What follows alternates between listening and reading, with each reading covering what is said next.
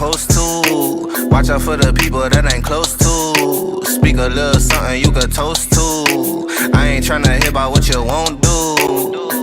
Moving like I'm into. Hit the ground running like the rent do. Speak a little something that you're into. I ain't tryna hear about what you been through. Like hold up, say what's the hold up. I got the pack, who got the roll up? I'm tryna pull up. It seem like every time I show up, it gotta go up. See the drip, they see the glow up. Oh now they know us. See it's funny how my pockets out of shape, but I'm fit for the flex.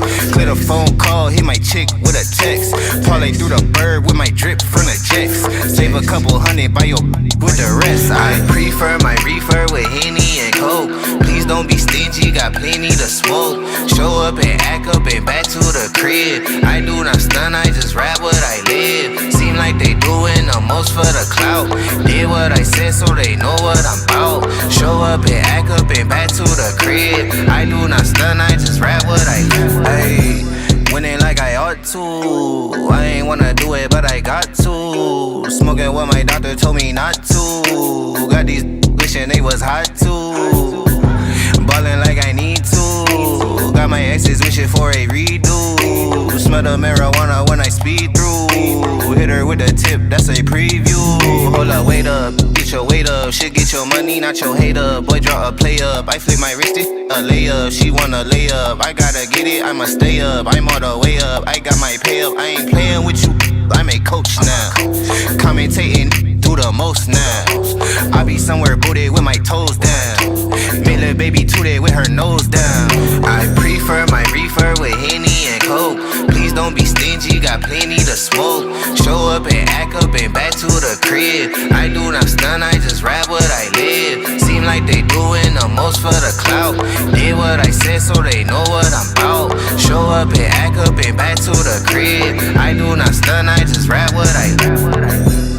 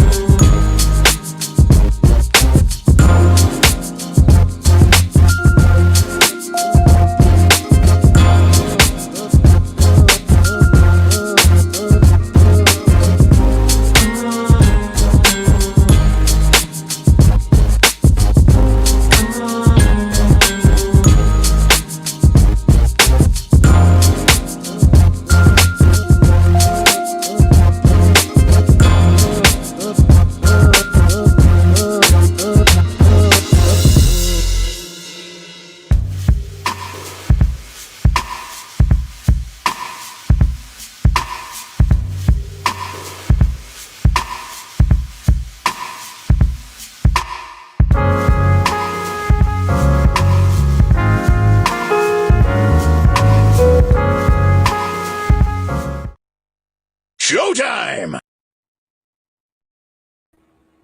What's up, good people? Let me know that you can hear me in the comments below or in the chat by typing, we're back. Yes, we're back. And this is my little surprise for y'all. I knew on yesterday that I was planning on coming back tonight as well, but I didn't want to put it out in the atmosphere because I didn't want something to happen and then the next thing you know, I ain't show up. I don't like doing all these no shows on y'all. So sometimes I just hold it back and I'm like, do it when you know you're gonna do it. Don't say it too soon. But we are back, and I got quite a bit for y'all, probably more than I should have had, and that is why it took me so long to pull it all together. But shout outs to everybody in the chat. Y'all know I need these to see because this screen is further away. Thank you. I'm sorry. It went so fast that okay, I see Alice. Thank you, Alice, Donna, Toya's B, Trikesha, Rachel, Andrea, Shamika, Miss AMJ, Chocolate, Nicole, Leslie, Kimberly, Leah, Wylotomy, Mariana said, Kingdom Girl, ATL, and Crafting with Susie, and Marlena B, and all my other favorites. I see y'all. It's too many to name. We'll never get the show done. But I wanted to... I'm like, what am I doing? I got so many screens and I was already prepping. I'm trying to where am I looking for? But I have a milestone celebration that I announced earlier on, what did I announce it? In our VIP, the Facebook VIP, and that might have been it. So join that if you haven't. That's what I told y'all. There's a lot of other stuff going on around here in these in our VPO community. But on officially on yesterday, like last night, I think it was, I noticed that I hit one of my milestones, which was achieving 10K followers, 10,000 followers on TikTok. And that's an important milestone for one, because it's something that I've been working towards on and off for quite a while. And just due to my lack of consistency, it wasn't happening. But 10K followers on TikTok allows you to start being able to go live over there, which is important for our growth over there, as well as, and we'll just be live doing this over there too. But as well as, the monetization part. So now I can work towards actually earning income on or revenue on what I do over there, which would, that's what we're here for. This is a job, y'all. I tell y'all, it's a job. I know it looks fun, when we got the finished product coming your way, but there's a lot happening behind the scenes to get us there. But anyway, so yes, that's a great milestone. Made me feel good because it's that was one of my goals for 2023. I have quite a few for 2023, and this was one of them. So it feels good. We're moving, and yeah, it's a good thing. Also, thank you to everyone who has been sending me cash apps for my birthday and the other ones that I've received here and there. And yesterday during our live, and sometimes I forget to do those shout outs. But thank you to everyone who's been sending the cash apps. Thank you to everyone who's been sending the super chats, etc. I greatly appreciate it. It goes a long way in helping us helping me to run this operations, because it does cost quite a bit of money to bring this level of production to y'all. So today we have, what do we have, like 5 stories or 6? What do we got, like 6?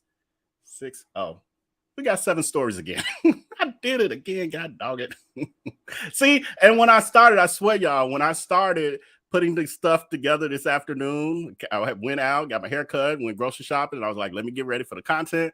And I had 5 topics. And then as I started to put that stuff together, other stuff started popping up. And I was like, well, I got to talk about that because it's real time. Like, I got to talk about it. So one of the things I added in, because yesterday I noticed that there was a lot of interest in the Jamie Foxx situation. And everyone, I don't say everyone, but there was questions on the update on that. I don't know no more than y'all when it comes to that. All I know is what's been out there. But I did look into it just to try to see, if there were any more recent updates. But they were just saying that he is, and this was as of today, he remains in the hospital. It's been nearly a week. And they're saying following an undisclosed medical complication that he suffered from last week. And then I was confused because I thought everyone was saying that he had a stroke. And then I was hearing rumors that I have not been able to confirm that he had erotic behavior on a movie set, and people were saying he was just not acting himself, like in the weeks leading up to this this medical emergency that he encountered. But at first they were saying it was a stroke. But even his daughter, when she did her statement, she said that on social media, she said, "We want to share that my father, Jamie Foxx, experienced a medical complication yesterday. Luckily, due to quick actions and great care, he's already on his way to recovery." And yeah, so I don't know. I feel like with this, I'm hoping that all is well. I was trying to see. Okay, I was trying to see this little extra part that I had in here. Was it rumors of an aneurysm? Okay, and maybe that might be it because of the fact that they were saying, usually he's, I guess, a pleasure to work with, and they even said that like he had people fired, which stopped production. Like they were saying like he was doing some really erratic things that were just outside of his character. So if he was having those complications happening over time and it was undiagnosed and he didn't know, that could be what could have been causing his issues. Okay, yeah, I'm seeing you as well, Kingdom Girl. The chat is slower over here on my StreamYard side, but I see you on the YouTube side saying that there were rumors here in ATL that he suffered a brain aneurysm and passed out on at the set. There you go. Thank you. I don't know who down here with me today. Who down here with me? Precious. Thank you, Precious. But yeah, that's pretty much it on him. I'm hoping that it is what they're saying as far as like he's on the road to recovery. Things are looking up, but he's now been in the hospital a week. So usually with these celebrities, especially at his level, they're not going to fully disclose what's happening usually until after. And sometimes things are worse than what they're disclosing, but they don't want to put the truth out there because they don't want panic. But they also, this is a very valuable human being from a business perspective, and everything from insurance to projects he has, future projects that contracts have already been signed for that might be a year or 2 or 3 out. They don't want to jeopardize any of that. So they're just everything's gonna be, lollipops, and ice cream and cookies until they can really disclose what's really happening. But my prayer is as well, Donna, that he has a full recovery. And actually, I had really learned some things more recently about Jamie Foxx. I forgot. I think Patreon, I've really talked a lot about the fact that I'm addicted to the R&B Money podcast with Tank and Jay Valentine. It's on YouTube. It's a podcast, but they have a YouTube channel named the same thing. And I watch it weekly. Every Saturday morning, they have a new episode. And I watch it every week. And the thing that made Jamie Foxx more endearing to me is hearing his brotherhood with Tank, the singer Tank.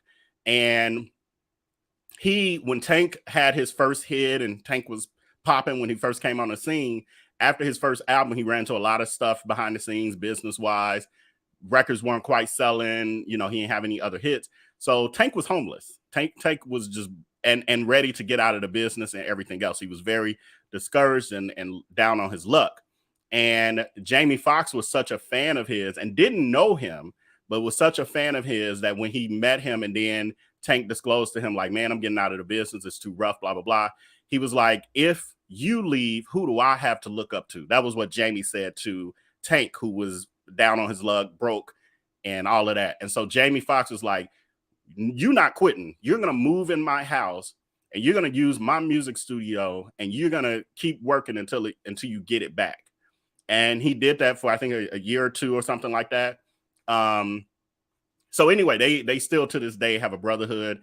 I think Jamie Foxx was on their first episode of the R&B Money podcast, and it was a drunk, sloppy mess. You can tell they were friends. It was like if me and my friends tried to do some serious interview about me, like 10 years from now, when we were talking about how, I became, a multi-millionaire. Unlike Darius, I won't be a horrible person. But yeah, I could see it not being real serious and all of that. But it was cool. It's a cool episode. So if you don't watch R&B Money, I'm plugging it because I like it so much. Definitely check it out. And what I love about it is it's about music, but it's also about the business, but it's also very inspiring because they dig to the realness of being a creative person and an artist from any perspective. Like, I'm an artist, being an artist and the struggles you go through and what it takes to kind of persevere to leave your to live in your purpose. Yeah, Kim, because more coming too. I'm just getting started. I got my Aries shirt on today because I'm like, yeah, I'm in full Aries mode today.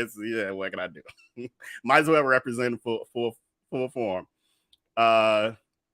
Exactly. And unlike Darius, I'll be rich for real. Yeah.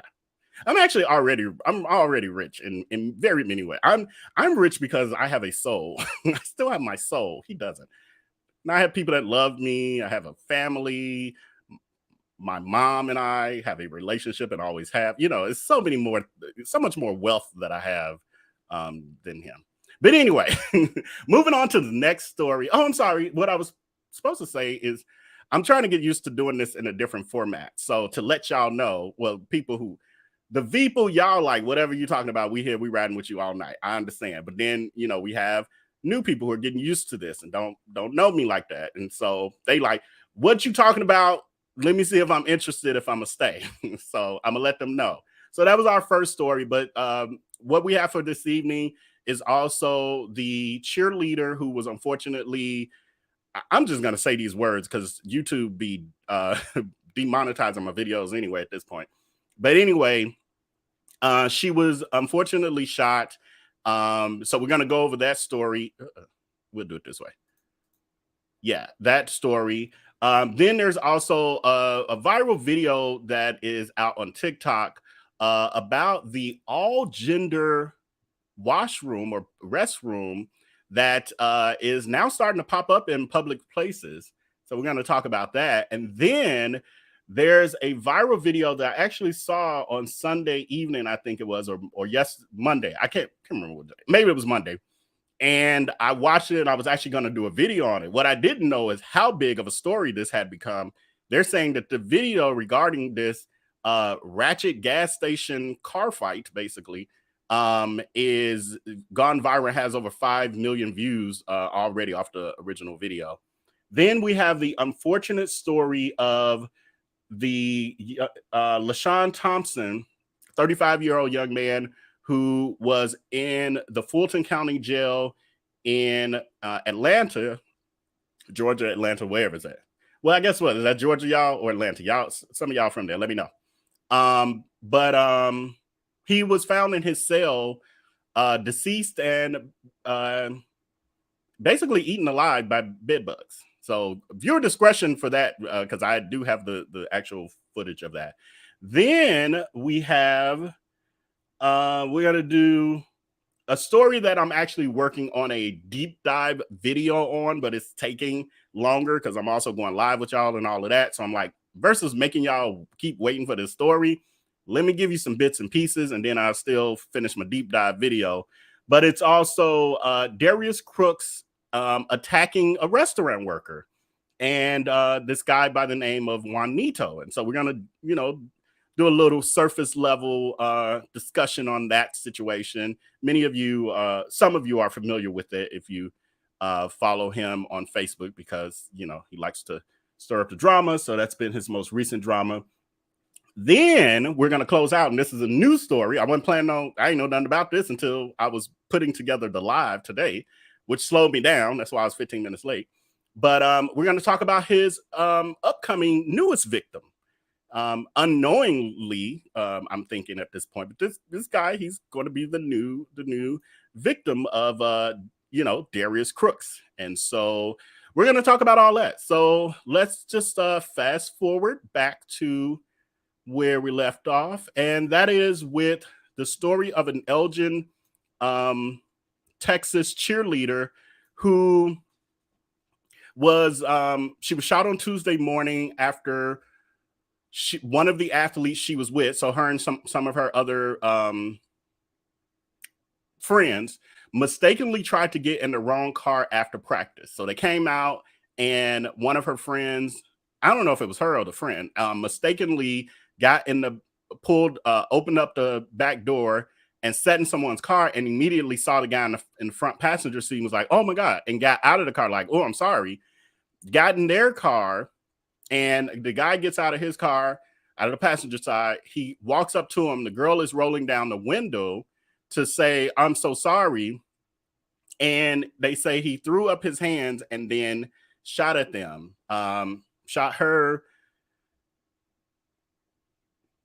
This is a problem when I'm like rushing to get to research these stories. Like then I can't remember certain little facts. But she got, I think she got shot in the back and somewhere else. But anyway, we're gonna play this little clip for y'all, and then I'll come back with a little more. Here we go. Fighting for her life after she was shot in an H-E-B parking lot. Yeah, and it's all because police say that her friend made the simple mistake of confusing someone else's car for her own. A group of 4 cheerleaders were heading back to Montgomery County from practice near Austin. They stopped in Elgin to pick up a car, and that's when the shots were fired. ABC 13's Shannon Ryan joins us live from their gym in Oak Ridge North, where they just finished a prayer vigil. Shannon. I'm gonna fast forward just a little bit because y'all know it's a such thing called copyright infringement. So just a reminder, this is a copyright disclaimer. This is fair use, just for purpose of fair use and such as criticism and commenting, news reporting, teaching, and research. All right, let's resume. Report Tuesday. This is Heather. She was on Jen. As the Woodlands Elite Cheer Company prayed for 4 of their cheerleaders, shot at just after midnight. Nobody deserves anything like this. The elite athletes were going the distance for their sport. Traveling more than 320 miles round trip to and from the Austin area for cheer practice 3 days a week, using this Elgin H-E-B as a carpool lot. As Heather Roth was dropped off here Tuesday, she opened the door to what she thought was her car. It wasn't, so she hopped back in her friend's vehicle.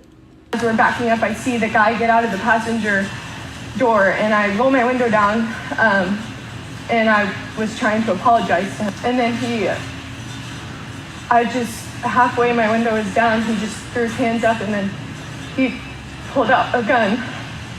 And then he just started shooting at all of us. ABC 13 verified the story with Bastrop County sources. Roth was grazed by a bullet. Her teammate, Peyton Washington, was shot in the leg and back. Peyton opens the door and starts throwing up blood. The Round Rock ISD senior, who was already competing with one lung, committed to Baylor University's acro and tumbling team. All right, can't play all of it. I'm gonna start putting the links of my sources in the bottom of my video, so y'all know where you can go and watch the full video. But copyright getting together if I play everything in full. But yeah, it's such a tragic story, and we, off the heels of us yesterday talking about Ralph, I think is Euro, the 16-year-old who mistakenly went to the wrong house, and then the old KKK Klansman came out and, just shot him without any questions asked. And I get it that we're in this time where, it's dangerous and you don't know who's who, but it's like no type of conversation or exchange prior to just shooting people. That's crazy. There's a difference between protecting yourself and just being reckless. And we're seeing a lot of people being reckless. Yeah, it's crazy. This is the guy who they're alleging shot them, Pedro Rodriguez Jr. And what did they say about him? I don't know if I have what he was charged with. I think she says it in this. Let me see. Coach visited her in the hospital Tuesday. She's a fighter. She's very strong. This weekend, the girls were set to compete at Worlds in Orlando together. It was Washington's final shot at the title. She won't be there, but the girls find comfort knowing an arrest has already been made. The suspect is in custody, and then I got a call, and Okay, so they're just saying he's been arrested. I don't know what the charges are. I have to dig a little deeper. I'll probably do a deep dive video on this one. But yeah, Alice is saying I've mistaken someone else's car for mine. Wow. I have been with people who have mistaken either my car for like thinking my car was somebody else's car and all of that. And it can happen when you're distracted. So them being teenagers, they're probably on their phone. They're probably talking to each other and all of that. And it can happen. It definitely can happen. So yeah, it's unfortunate. I'm gonna check some comments. See what, okay, we got 3. All right. Oh, thank you so much, Andrea Edmonds, adding to your mini Richard. Oh, I really appreciate you for that, friend. Veil is that a roach? Is it?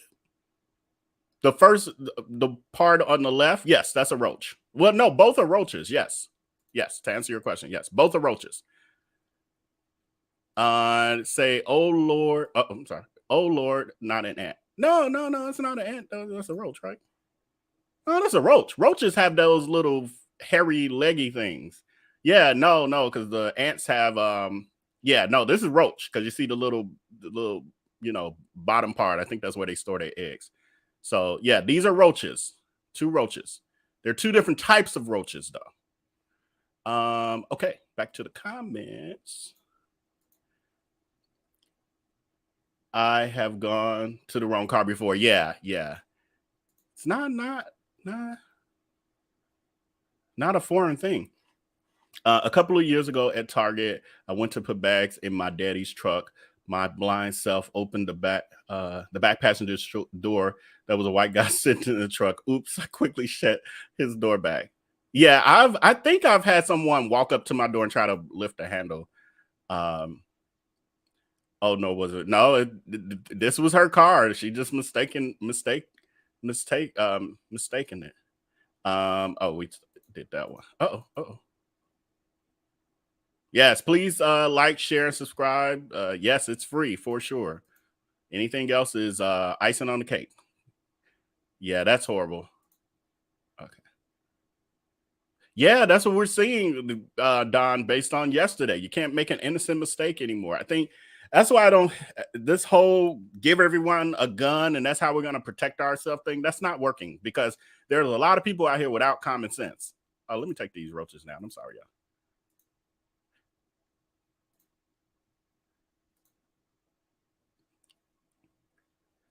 Wow, it's so sad. That was an honest mistake. There's a special place in hell for people like that. Yeah.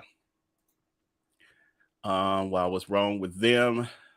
Thought they were clearly kids. Yeah, and females on top of that. From what I am understanding, they were all females. They don't look threatening. Like, yeah, it looked like he just wanted to shoot somebody that day. Basically, seems like everybody got guns. Yeah, why lie to me? Looks like he. I literally just said that, Kingdom Girl. Yes, exactly. I totally agree with you. Obviously, we have more. Yeah. Let me quit saying the word, because actually I think I'm 28 minutes in. I think if you wait, I heard, and I'm not sure if it's true, if you wait 15 minutes into your video before you start getting reckless, YouTube will let some stuff slide. I'm gonna test that theory. So technically, I think I waited 15 minutes to let my Aries flag fly. But I'm gonna still try to watch some of these words. Let me not get too reckless. But yeah, there are more of those than people in this country. It's so true. And they feel like it's not enough of them. They want to give them to the teachers. What? Y'all seeing all these fights the teachers are having with these students? Could you imagine how many, slayings we would see and deleting that we would see of the children if these teachers have those things too? And I shouldn't say, I'm not on Patreon. Let me slow down.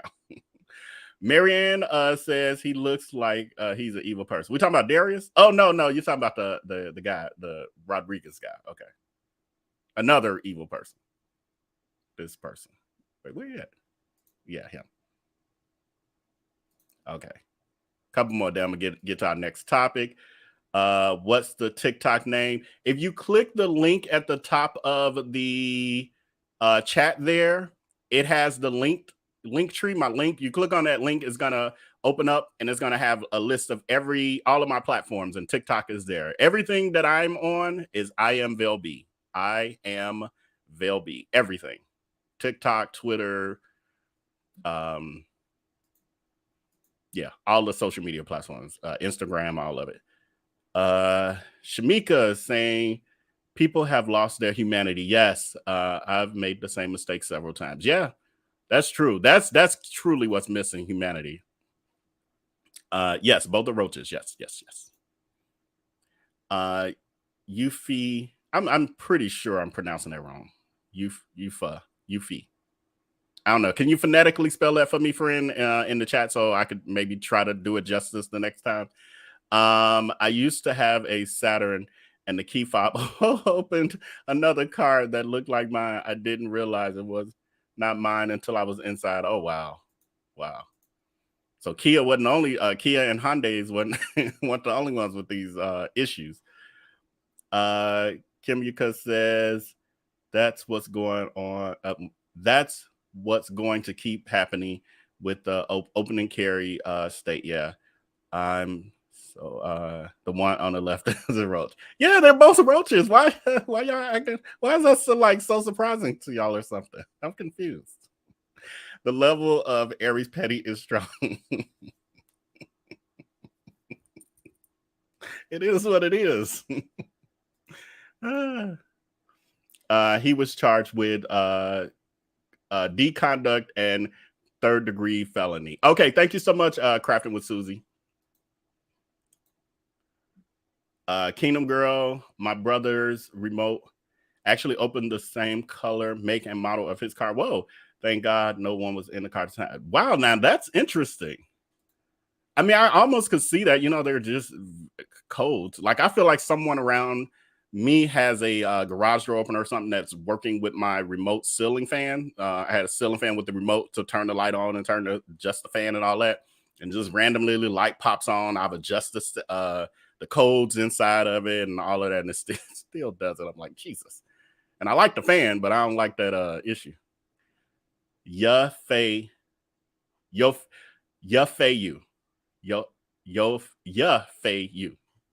you. Okay. It means bold, and it means bold. The GH is for Ghana. All right. I love Ghana. Can't wait to go back.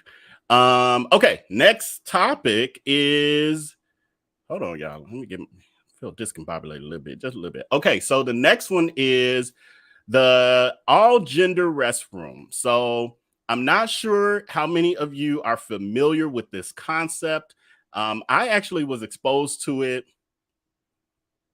probably 10 years ago now, maybe close to it, 5-10 years, something like that. So I got a little video for those of you who may not be familiar to give you a visual. Take a look at this, and then we'll talk about it. Okay, this is my first all gender bathroom. 31 stars available. Anybody can go anywhere. That's a man. Okay. This is happening. Have you ever been in an all gender restroom? This your first one? This is my first one, especially in the airport. Yeah. I said, wait. What? It's different. What about you? All gender. You ever been in an all gender? This is my first time. I was kind of thrown off. You was kind of thrown off? I'm like, I don't know, but you was walking fast. You enjoyed it. It is kind of cool though. It is? Either side. Either side. Okay, Okay, ladies. It's happening. Did y'all know this was all gender? Yeah. We're doing makeup in an all gender. This is my first time. I'm like... Hey, I stopped. And Me too. I was like, am I going the right No, I did like this. That's okay. I know that's a girl. That's a boy. And I'm okay with whatever, but you just threw this on us. It's weird. It's progressive here, though. I know. Yeah. And then you doing your makeup and a man in there pissing. There's like men walking by it. So and you cute, though. You cute, though. I'll tell you that. Yeah, but the doors are sealed completely, so that's a good thing since we got all gender. So can't nobody creep in and see that through them doors. The man went in that one. That's the thing. Oh, you said obviously a man went in that one. Oh, there go a man, y'all. Okay. Hey, sir, in the all gender bathroom.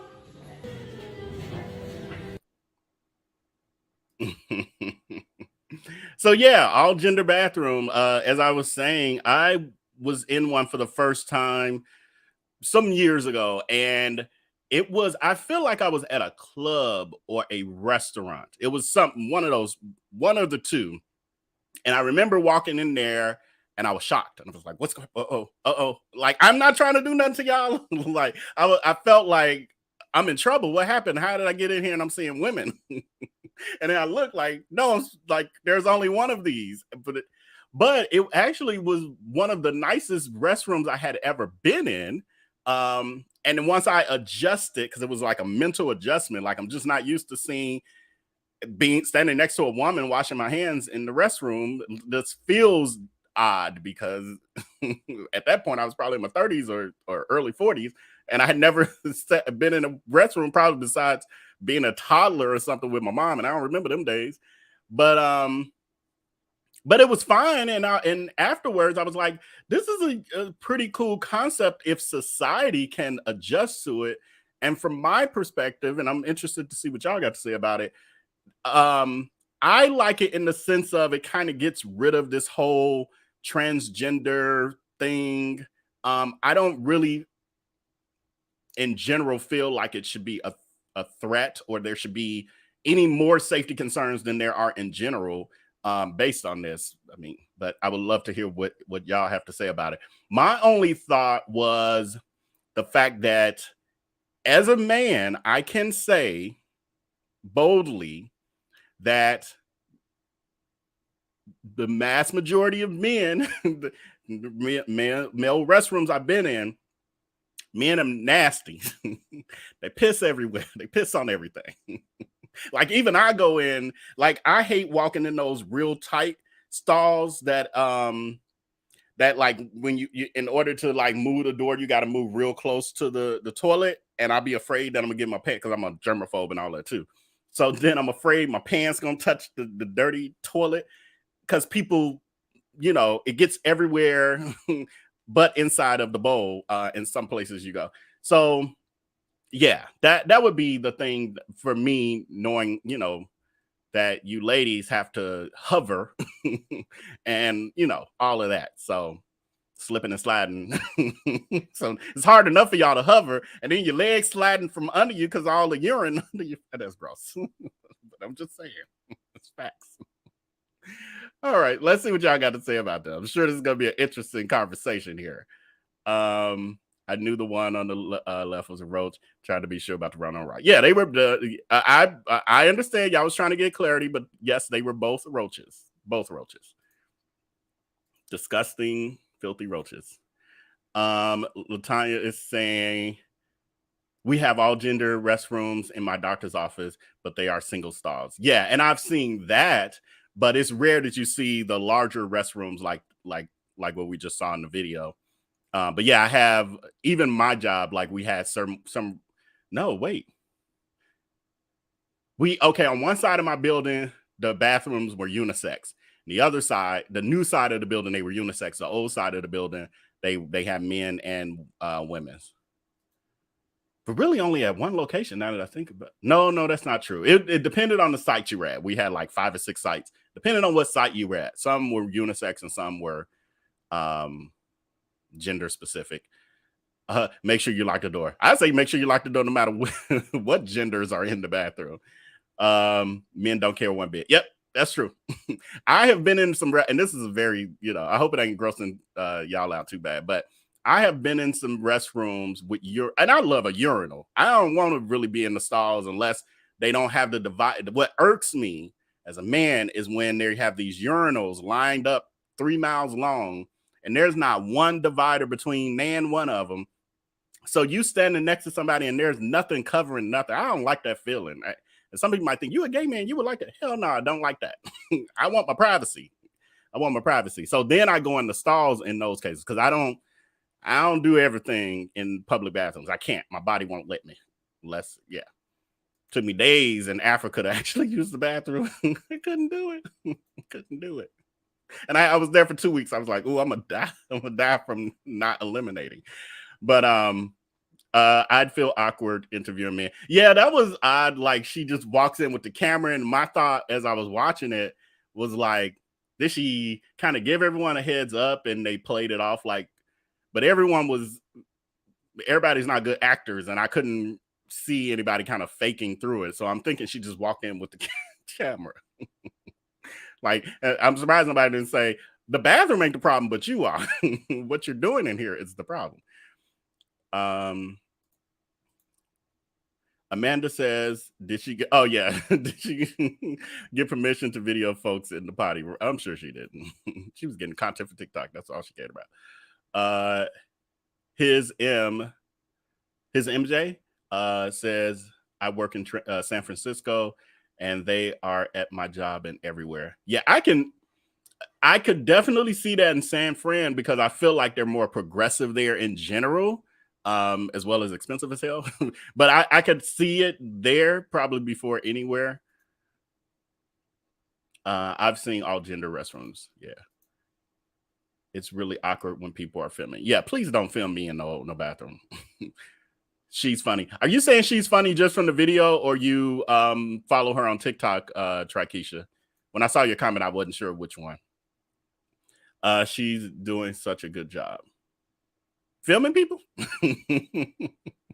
She's being kind of cringe. Yeah, I'm with you, Miss Wilson.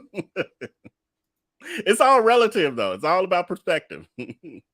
Everything isn't for everybody. Yeah, I agree with that as well. Because I truly believe that the generation, those of us in this generation and older, we probably got to phase out before this becomes just the norm and it ain't even a second thought in people's heads for the most part. But we're part of a generation who was very used to gender specific activities on every single level. Like boys wear blue, girls wear pink, even though when it first came out, boys were pink and girls were blue. People don't know about the history of the color change. I forgot the details, but at some point they changed it. They switched it. Now it's men wear pink now, and it used to be a time when I was growing up, if a man wore pink, it's like, oh, he's coming out. He's come out as gay. Why are you saying that? Did you see that pink shirt he had on Tuesday? What? I will pass on the all gender bathroom. That's too much for me. Yeah, Anita, that's what I'm saying. It depends. I think it's a kind of a generational thing as well. Diamond Heart, the men, like, I'm just here to do my business and catch my flight. Yeah, that's how I'd be on a mission. When I'm at the airport, I have my headphones on because I'm hoping people think that I'm so engaged in whatever's playing in my ears. But please don't interrupt me, especially filming me in the bathroom. Please don't do that.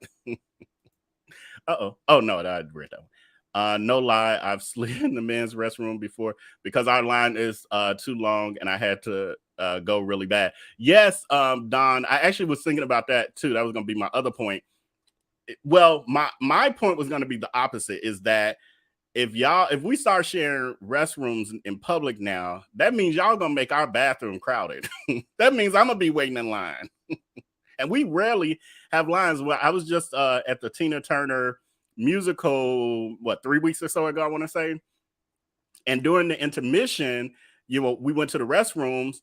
There was the women's line was wrapped around going up the stairs and everything, because we had to go to the basement to go. And the men's line, there was actually a little bit of a line. I was like, but our line just moved. It just kept moving. And when we came out, those same women we walked past were still in line. I was like, this is the part. Well, there are many parts I love about being a man.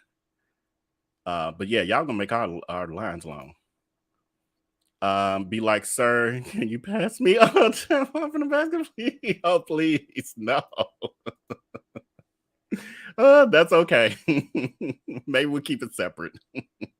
Kingdom Girl ATL, that's too much. I'm passing. I'm a pass. I still accompany my 18-year-old in the female-only restroom. No disrespect to anyone. I get it. And it's, look at the stories that we're going over. And again, with having the Reality Chronicles channel, I'm seeing so much. It's just, my prayer is always that I don't give up or become cynical about humanity in doing this work and having that channel, because it is constantly just tragedy after tragedy and lack of human compassion and all of that constantly. I was used to only having Darius Crook be that pretty much that segment of my work that was like that, and then everything else was more lighthearted and celebrity gossip and all that stuff. Well, and then the Tim Norman stuff. But yeah. Sondering says, I'm good. I don't want to use the restroom with men. Yeah, it's again, it's probably going to be a gradual thing that over time we'll probably been us who are watching this have probably been faded out before it becomes the norm. Right at dawn, and the men's restroom are always cleaner. Well, I don't know. You know what? I don't use the women's restroom, so I have been in very clean men's restrooms for sure. It depends on the environment, to be honest. But I've been in some where I'm like, okay, I got to remember to take my shoes off before I like step even a foot inside of my home, because I'm sure it's reeked with urine at the bottom of my feet. So yeah. Courtney Moon, I'm going to the family bathrooms. Yeah, and they have those many places now. I'm okay if it's a single person restroom. Yeah. Suppose it's a creep in there. Yeah, I mean, the truth is creeps are everywhere, and they couldn't be anywhere. They could be in the women's only restroom, to be honest, or waiting outside of it, or all of that. But I hear you too on top of that. Probably makes it a little easier in some ways. I can't subscribe to an all gender bathroom, and I'm pretty liberal. Yeah, I think it's a comfort level. I don't think it's for everyone, for sure. I don't think that it's a good idea. It just opens up a can of worms. Yeah. There's some nasty women too. Yes. What if you have children? Seems kind of odd. And I'm with you there, Vale. I flushed public toilets with my foot. If they don't have an automatic flush, and me too. I do not touch nothing.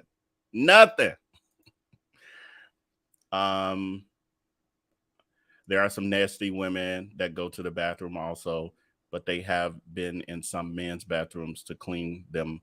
Yes. And they can be terrible. Yeah, they can be. I've seen some horrible things in women's restrooms. Y'all scaring me now. Like, oh, don't bring that over to our side. I used to use the men's bathroom all the time at my job. I worked midnights in a nursing home.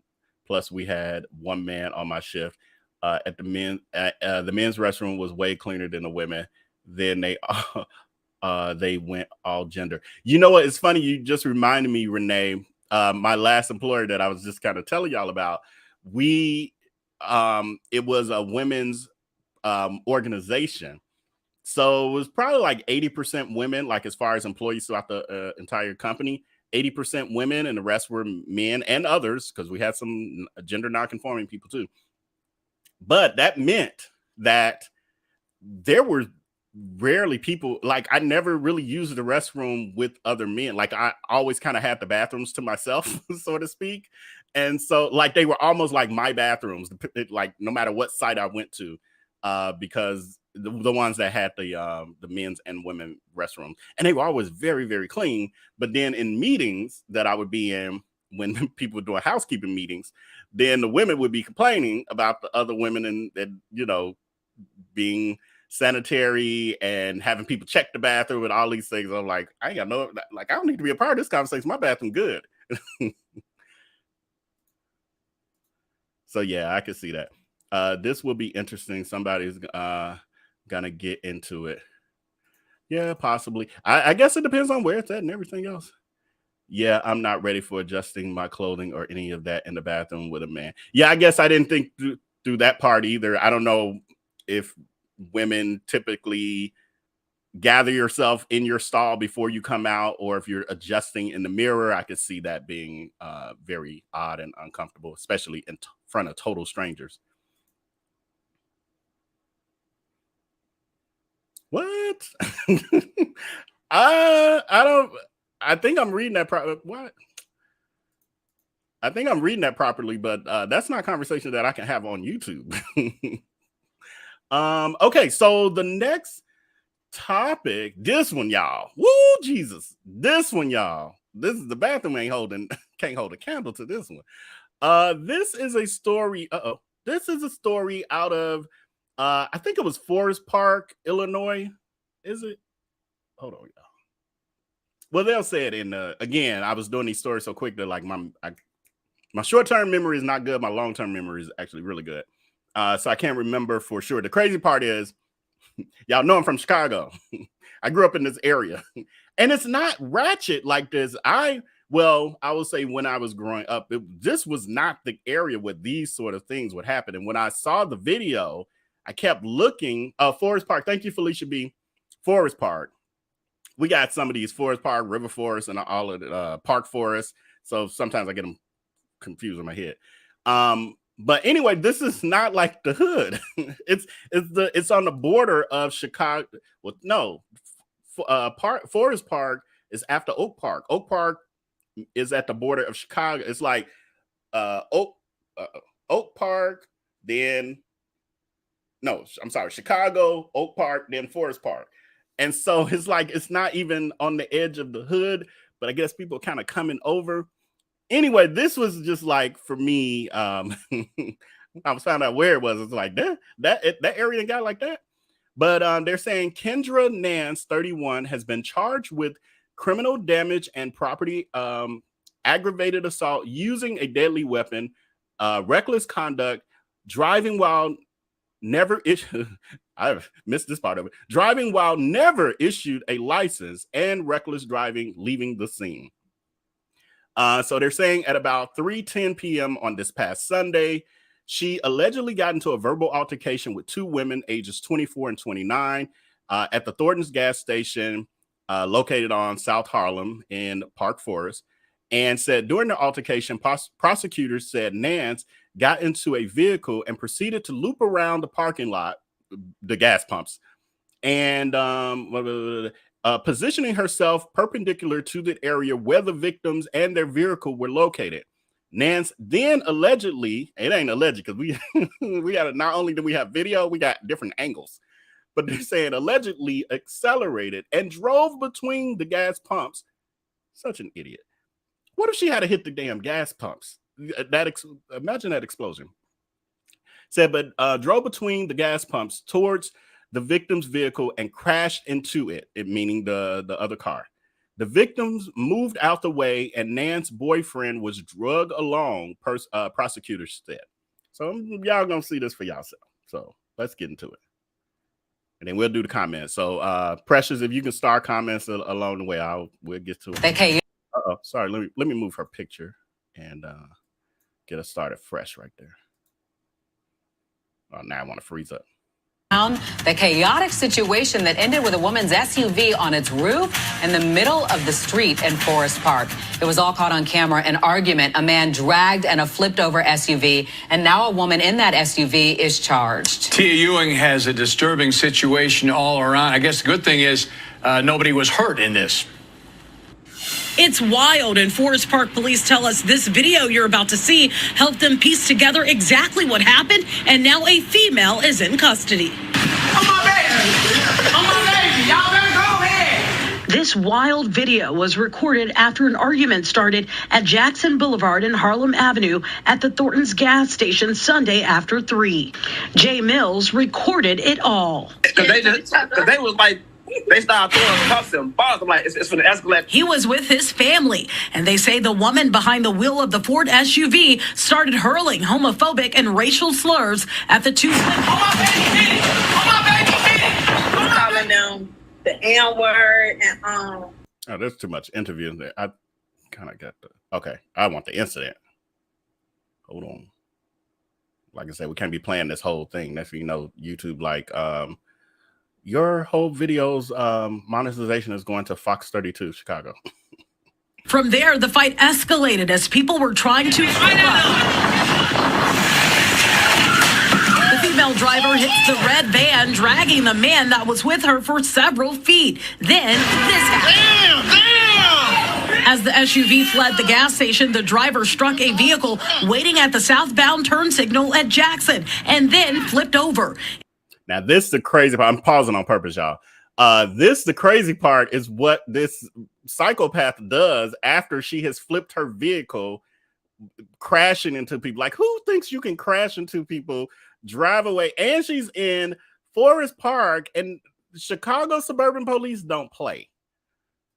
It was as if nothing happened at all. The driver managed to exit out of the broken.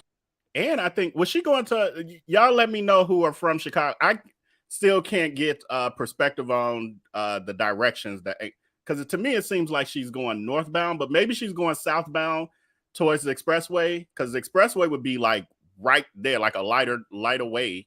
So maybe that was her plan. She was trying to hurry up and get on the expressway. Window. And started laughing. Just how much damage was done. The driver and her male companion were far from done. Like Bonnie and Clyde, they were captured on camera trying to flee the scene. Forest Park Police is only charging Nance. She didn't have a valid driver's license, and now she's charged with felony criminal damage to property, 2 counts of aggravated assault, reckless driving, among other charges. Tia Ewing, Foxx. So when you even look at her picture, for one, I think her eye is swollen. They did say in the article that her and the boyfriend did sustain injuries. So I'm thinking there was a little bit of her being delirious when she hopped out of the car. And yeah, Alice, was she on drugs? Yeah, something wasn't right. You can look at her and tell she off.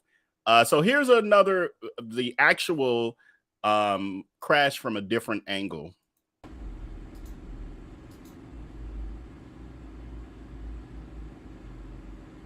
That's crazy, y'all. I'll play that one more time for. Uh-oh.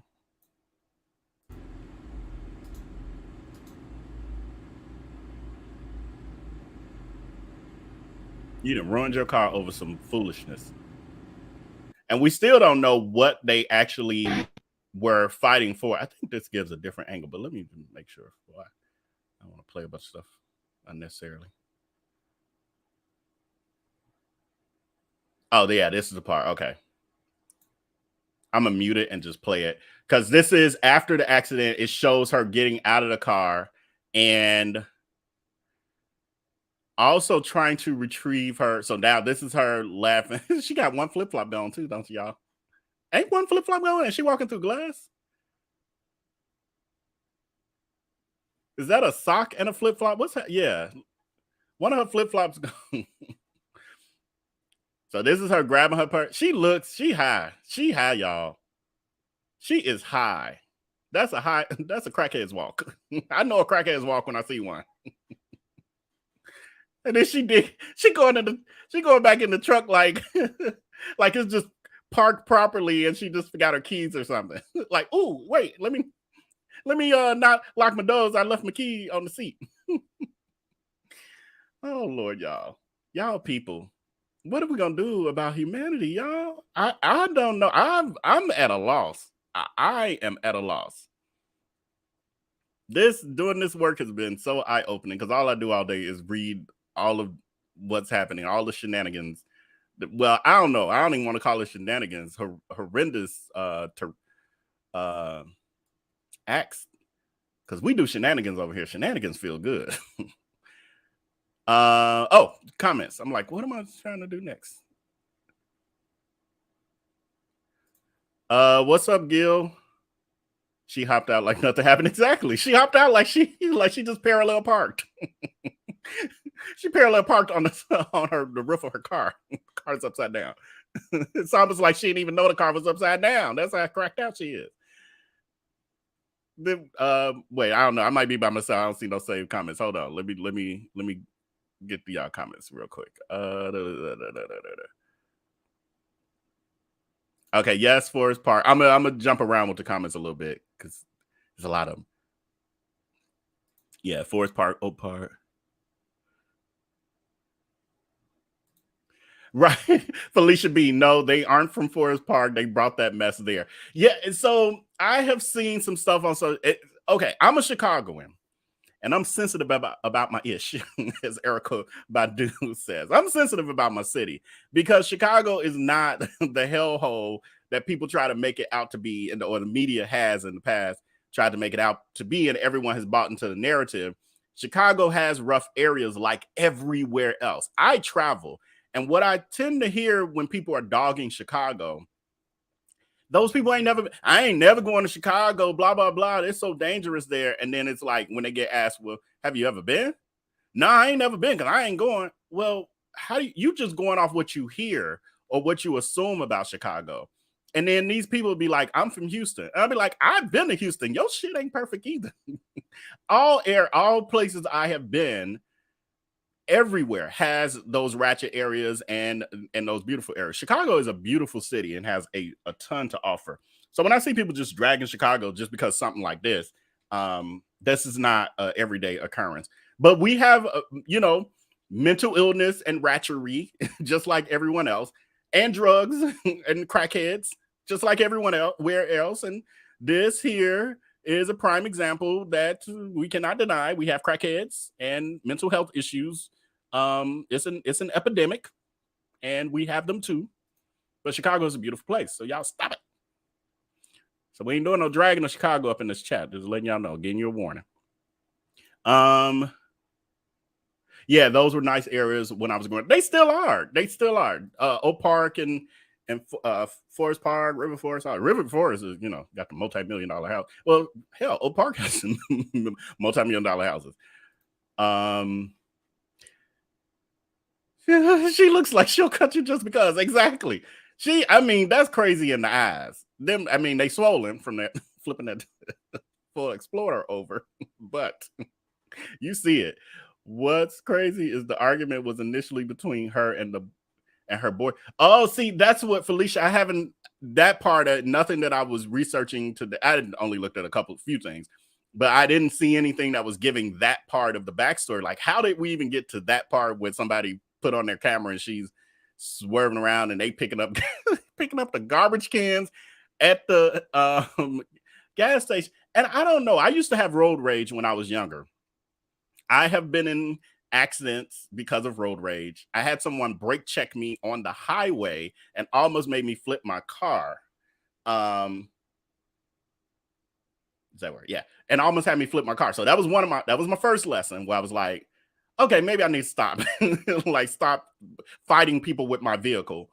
And then the second time, well, one of the main other times I remember is there was a lady who wasn't trying to let me in. We were my lane was merging into the main lane, and she wouldn't let me merge. And I was already in front of her. And so she kept riding along, and we were creeping at 2 miles an hour because it wasn't like the traffic wasn't like it was at a stop and go kind of traffic. And she wasn't giving up, and neither was I. So she started scratching. It's so stupid now because I was 20 something, like young 20s. No, I wasn't. I was in my 30s. Now that I think about the vehicle I had, I was in my 30s. But anyway, she started her side view mirror was digging into the back panel of my truck. And I was looking at out my side view mirror, and I'm seeing that her mirror is right up on my truck, but it wasn't dented in. So I'm playing chicken. We playing chicken, both of me and this crazy woman. I wanted to say something. So long story short, I can't remember what happened now. I think I did still punk her. But next thing I know, I'm getting something in the mail from a hit and run with my insurance company. That bitch did a hit and run incident on me. And she was and it wasn't. So I think she said I did something on me. I don't forgot now. It was long ago. So I ended up with an auto insurance claim from that. And because they considered it a hit and run, I think they did drop me. So that was a life lesson. I was like, it wasn't even worth what that was. And so now when I have people flip me off or do something crazy or cut me off, I had somebody cut me off the other day and I was like, so fucking unnecessary. And where I'm at, I'm not on Patreon. But usually, when I was younger, I used to, cut around them and then brake check them because you got to teach people a lesson. But I don't do that stuff no more. But all this picking up garbage cans and stuff, I just control yourselves, people. It's just not worth it in the end. It's just not worth it. Not worth it. For these strangers you don't know. But that's interesting. She was fighting her own man. Yeah, I did see that. And she better be happy that even with the charges she's facing, that man did not end up flying under that truck. And if you really look at the video, his foot was like only a few inches from going under the back tire, that he could have been drugged under that truck. All from whatever that argument was, just wasn't where I don't know what it was about, but it wasn't worth it for sure. Okay, I'm gonna try to do we got star question. Thank you, Precious. Not only did she drag him, his head got busted, and he took off running with her. So that was I thought that was the store, like the person who was the store manager or something. So she was fighting with the boyfriend and the women and those other two women. She's a psycho. Oh, you go to that gas station, Miss Parker? Wow. It's too much, right? Why are you going right there? Because that's expensive right off the expressway. Get from over there. I'm trying to think where you should be going instead. I go like to Merrill's Park and stuff. Yeah, Merrill's Park. Going over there off Jackson, right by the expressway. No, thank you. Keep my few cents per gallon. Nobody was hurt. Did they? Oh, no, we read that. I doubt if the vehicle was in her name, especially since she didn't have a driver's license the right day. And then what do they say in this article? Like this wasn't she just hadn't renewed her license. They're like, she has never had a driver's license. So it's also making me wonder if she's driving while never issued a license. So it's also making me wonder, is she even legally in this country?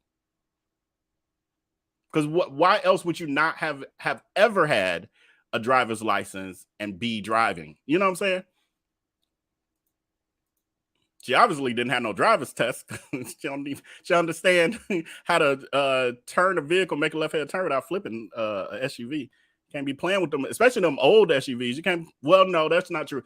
All SUVs, you can't be playing with them SUVs with swinging them around and stuff. They will flip over on you. Marianne Coker says that picture you put up of her, she looks like Terica. She does look like that real bad picture of Terica, but Terica is actually pretty girl. This woman's challenged. Aesthetically challenged. Marlena says she had to be on something. Yeah, that was a crackhead walk at the end. That solidified it for me. I was like, oh yeah, I recognize that walk. I grew up watching that walk in the neighborhood.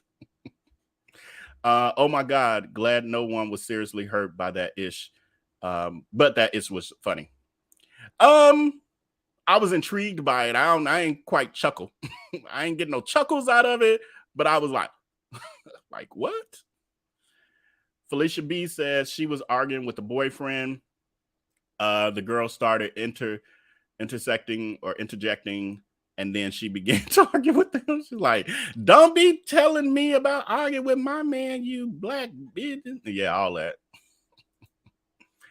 Oh, Jesus. You can tell she cracked out, though. And why would they interject? Like, just call the police, leave it alone.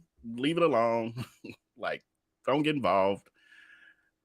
When I saw that horrible weave, I had no doubt that she was high, yeah. Your stomach hurts from laughing. I mean, the part where I realized after the second or third time watching, the girl got the garbage can, the big old gas station garbage can over her head, ready to throw it. Oh, y'all cousins are wild out there. And she had the nerve to walk off like she was leaving the club, right? And then, okay, your truck is flipped in the middle of a major street. Harlem, for y'all who not from Chicago and don't know, is a major thoroughfare that goes on for miles and miles. Like, it is one of the major streets. And so you can't just leave your car flipped over on Harlem and think the police ain't coming to look for you. And you just gonna walk away. And they found her a block away. What? That's not how that works. That's not how that works. Oh, Jesus. That's why I moved from the West Side, because they were losing their mind over there. I guess it depends on where, because I grew up on the West Side. My parents, but my mom is still on the West Side, and the neighborhood is fine. It's actually nice. But it ain't okay. So but it is on the border. So there's that. It's not really. It's not inside of the West Side. It's on the edge. So I'm with you, friend. Let me stop capping. Gillian said we read that. Hopped out with like nothing happened. All right. On to our next one. We got to keep it moving. What time? Oh, we're hour 10. This one we're gonna be a little over probably 2 hours. Well, I ain't gonna drag Crooks too long. If I don't drag Crooks too long, we'll get out of here right at the cusp of the 2 hour mark, maybe a little over. If I go too long, it'll be 2 hours and 45 minutes if I get to the shenanigans get into overdrive. I'm just giving y'all a warning, because I got a lot that I could say. Y'all already know that. Okay, so the next story we have is the unfortunate story of Lashawn Thompson, 35-year-old. He was in the Fulton County Jail. They're calling for his family is calling for a criminal investigation into his death and the closure or replacement of the local jail after alleging that Thompson passed away in custody of the jail from bed bugs and squalid jail cell. I've never heard the word squalid, but I guess it's proper. Thompson was incarcerated at the Fulton County Jail in Atlanta on a misdemeanor charge. So he was in jail on a misdemeanor charge. I think it was assault. And they were saying his family has said that he was schizophrenic. But he died in jail, and they're saying that he was basically eaten alive by bed bugs, and as alleged by the family's attorney. So for this, if you have a weak stomach, given the viewer discretion, you might want to go grab something out the fridge, go refresh your tea, because the next topic there is Crooks. Y'all already know how that's going to pop your popcorn real quick. But I am going to show a video that is like my skin crawling. I looked there like I feel like my skin crawling because I already know what I'm about to show y'all. But this is the footage of the young man post-mortem, I think, to be honest. But here we go. So brace yourselves or turn your head. It's only a couple of seconds. I don't forgot how many seconds. I can't look at it. All right. So that is his body. I have it on mute. There's no need to play it. That's his body as they found it in a jail cell. And that is the jail cell. And my question is, was anyone ever checking on him? Because how do you find his body there looking the way that we just saw? I don't want to keep playing it because I don't want to, exploit it. But that's squalor. That's unsanitary. And the fact that they know that, yeah, we'll play that real quick. Is when it's over, I ain't playing this no more, y'all. So anyway, you can see that, like, it's clear that he was neglected. And even his brother in an interview was saying that he was a pretty large guy, as we can see from this photo. And you can see he's emaciated from that. That's not a healthy body. So they're saying it doesn't even look like he was eating or being fed or anything. And he is covered with the scabs and looks like the actual bed bugs. Craziness. So the local Fulton County Jail is now saying, oh, we spent $500,000 on the immediate action that they took was including but not limited to the expenditure of $500,000 to address the infestation of bed bugs bed bug lice, and other vermin. That wasn't the only MFing problem. That wasn't even your main MFing problem. Your main MFing problem was neglecting this human being and leaving him in that cell. And obviously, no one was checking in on him on any level, or they were checking in and all humanity went out the window and they like, we're going to watch him sit here and pass away. I'm trying to think of my words, y'all. Trying to think of my words. Trying to think of my YouTube words. But yeah, so yeah. That's that. And I'll be doing a story on, I am going to do a deep dive video on that. I'm trying to catch up with y'all comments that might be about this. Oh, what happened?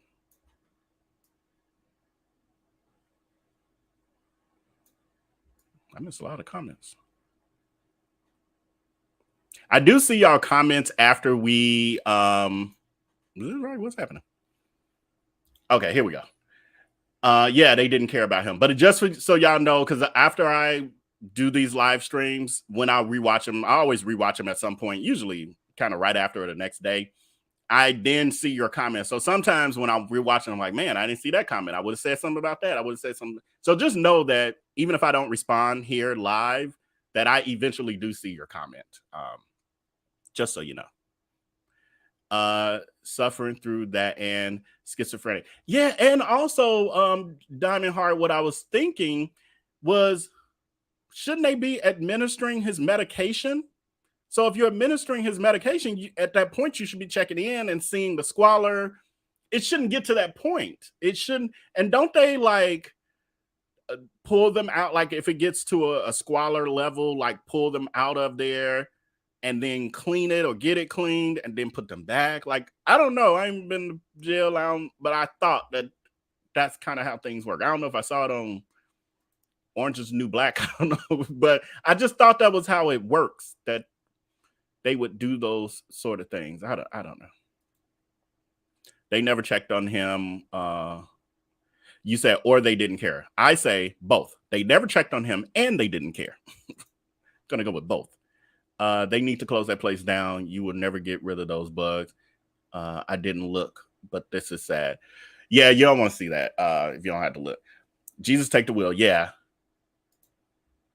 I heard he was there for 3 months. Yeah, Marianne, thank you for that. Yeah, so they were saying he was there for 3 months. And I think when I first heard about this story, the family was saying like they were trying to get in touch and they hadn't heard from him in a while or whatever.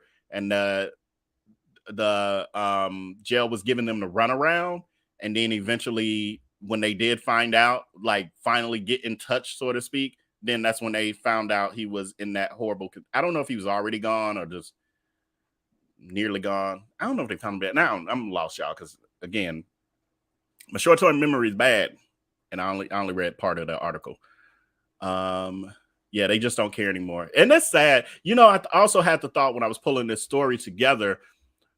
I really feel like they need to, and I've seen it talked about with like police reform and stuff, bringing in social workers and people like who are servers, who are true servers and have a giver's heart to deal with people and deal with the humanity part of it.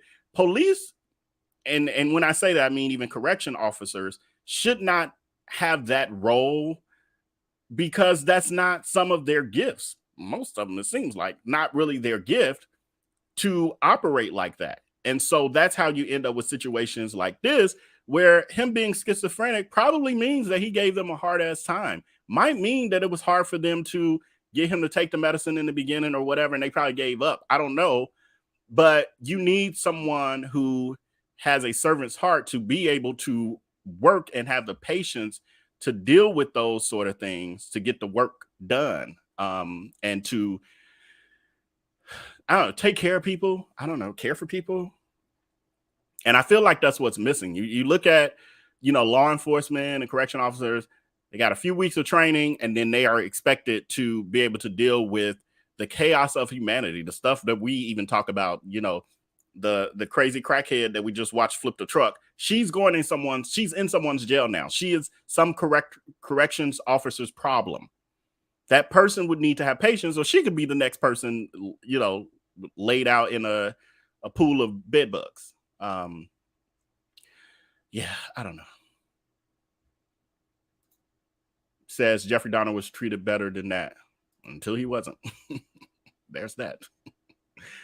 In that weight room. I saw that on Netflix. I saw the Jeffrey Dahmer movie. Not Orange is the New Black. Yeah. That's about the most experience I have with prison. This is why the government needs to start putting more money into mental health and care services. Absolutely. This militarizing of policing and caring for people. This is not a war zone. Like what we're turning it into that. Even today, when I went to get my hair cut and I was waiting in my car for a couple minutes till my appointment time, and where I go, there's a diner that the police frequent. So there was a couple cop cars, and these two pulled up. They pulled up in a large SUV, and when they got out, they looked like military. They had on army fatigue with all of their gear, and it was Chicago police because the vehicle had markings on it. And my first thought was like, why the fuck do they look like they going to war? Why do they look like military? It's overkill. I don't get it. I mean, I get it. I know what's really happening. So I do get it, but I don't get why we going down that road. Oh, let me unstart these ones I'm reading. Don't throw me off. Hold on.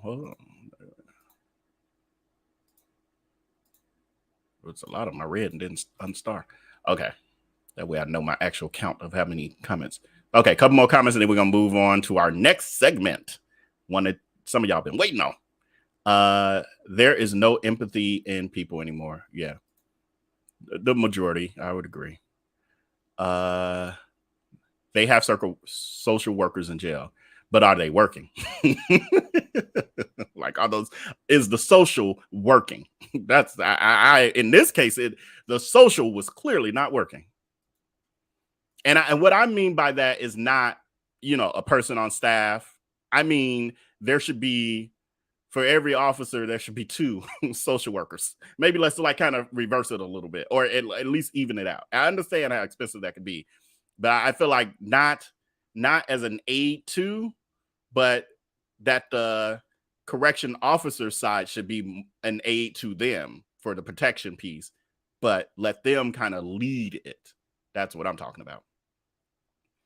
I think some counties here are working on getting mental health healthcare professionals to accompany police officers when they go out on calls. Yes, I've been hearing talk about that as one of the things with police reform. And when I heard that, I was like, I think that's a perfect idea, because some of these people, just their law enforcement, their mentality is not that of which they can be trained out of being non-confrontational. Like a lot of them, well, I ain't gonna say a lot. Some of them, I'll say a lot of them that we see when we see these incidents going viral have not de-escalated. They come in escalating. And I believe it's just not in their character. So you stand back. Let the people who have patience handle this. And if they're in danger or it gets to that level, then come on. Now you could be a thug. Now you come, militarize the situation. I read that the medical staff didn't want to administer any CPR because they were creeped out. It was, yeah. Was he even alive at that point, though? I haven't dug deep yet to know those details. Like, was he alive at that point? Who was what? Like, how does that happen? Yes, I could just keep going on. I want to learn more about the story before I get too deep into it. A lot of the officers and correctional officers don't have a heart for people. No. Okay, I'm not gonna go too deep because I got quite a few and my family around me and everything else. Those are great careers. They pay well for the most part. They have great benefits. And sometimes that's why people end up going to that direction, and that's why they stick with it, not because they love the work. Someone needs to, I'm like reading something I ain't clicked on for y'all. Someone needs to be held accountable for this man's passing. Yeah, a lot of people. To me, all of them who ever had that shift are responsible, and the leadership. So that's crazy. That's absolutely crazy. All right, so we're now going to move into our next segment, which is we actually have a theme for that. I'm going to work on a new one, but this is for now. I think this is a good intro theme into that. I'm actually have to take a little restaurant break too, y'all. I think this, if I'm not back when this ends, just know I'm coming back, but I might have enough time. Darius Cooks, also known as your... Why is that doing that? Your local... It's me, Darius Cooks, also known as your local scammer. You are, you gay, growing up in Chicago, you just end up being with a tribe of people. I don't know, it's really hard to explain. It might be different now, but when I was growing up, there were crews. We had people we hung with, right? Anyway, and I hung with people like, you remember Calvin, Lavelle, those are people that I used to hang with back in the day, and you see what happened now, especially with randomness of Vale. We ain't heard hide nor have him, have we? We ain't heard hide nor have him, have we? Come to think of it, let me not bring his name up, because let me tell you something. He probably, he ready to. Where's the expose? Where is the expose?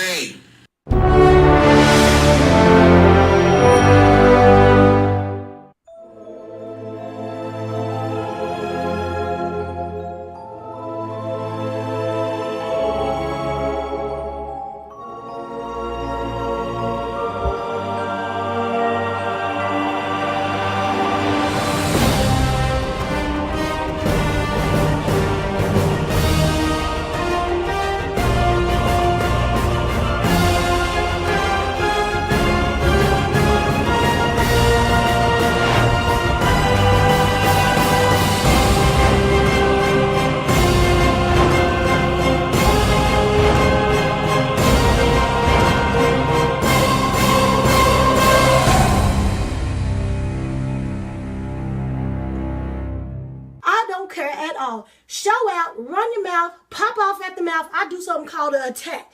When you do the attack, you got to make sure you're real rooted and grounded. Look that way. Make sure you're real rooted and grounded so they don't know what's about to go on. You just attack them. You just attack them. What did I say? I said you better do what I said to do. Did they think you're crazy? If they think you're crazy, they'll just walk away slowly like that.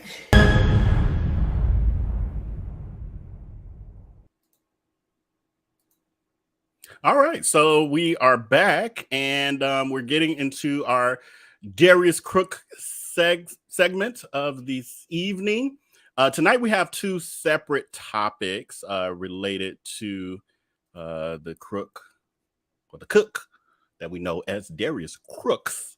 And so the one story that has been trending, in his drama land in the Scampire for what going on over a little over a week now, is the story regarding Darius Crooks and a restaurant worker named Juanito, who Darius Crooks has been harassing and attacking. Harassing and attacking for a couple days. Well, really over a week now. And so I'm just going to give you a little backstory. So Darius Crooks is, he always has a grift. And so he goes from one grift to the next. He's had the cookware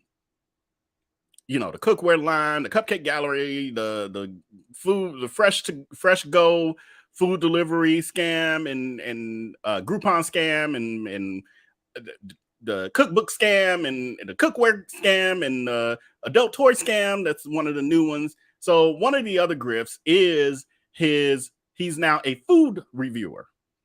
So he goes to restaurants across the country when he's traveling for his Dining with Diarrhea events. And what he does is stuffs himself full of a bunch of food because he thinks that he can just keep having these gastric bypass surgeries and it's going to be the resolve when it's really a mental issue. So there's that. You know, eventually the doctors are going to have to refuse you, or nature will.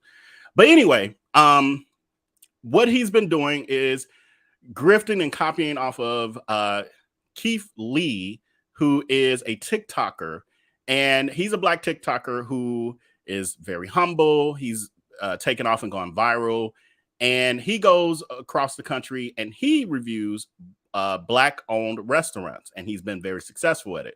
So like everything else, Darius sees someone being successful at something, and he's like, oh, there's a new grift I should try. Like, you notice he's starting a podcast. Y'all seen him with this mic?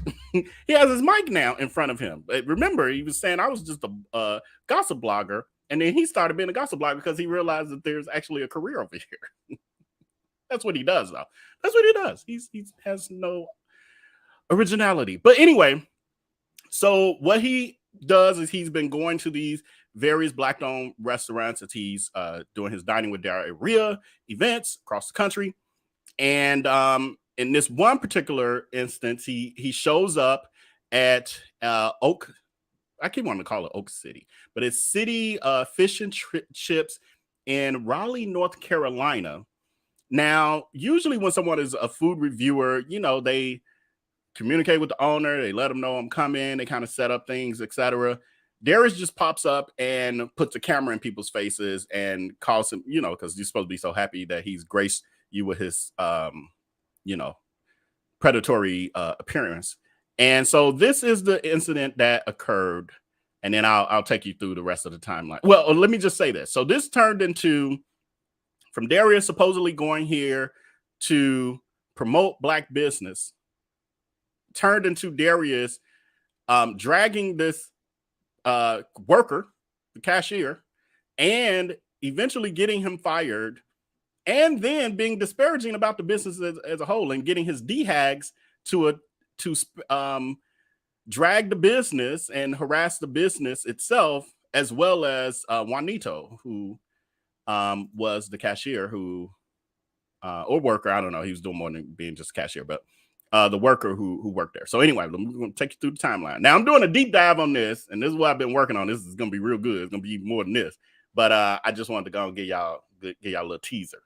So this is Darius. First time walking up, he has communicated with no one. He's now in the face of Juanito, and here we go.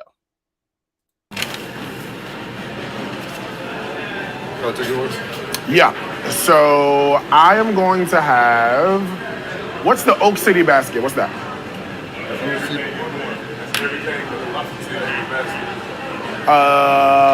What happens if I don't like oysters, if I get the Oak City basket? Can we substitute with something else? I don't think we're supposed to substitute. You don't think you're supposed to substitute? Yeah, it's like my third day. Your third day, gotcha. He seems like he knows a little more. Yes, can we ask him? We gotta ask him, see what he said. He actually going to try to change the oil right quick.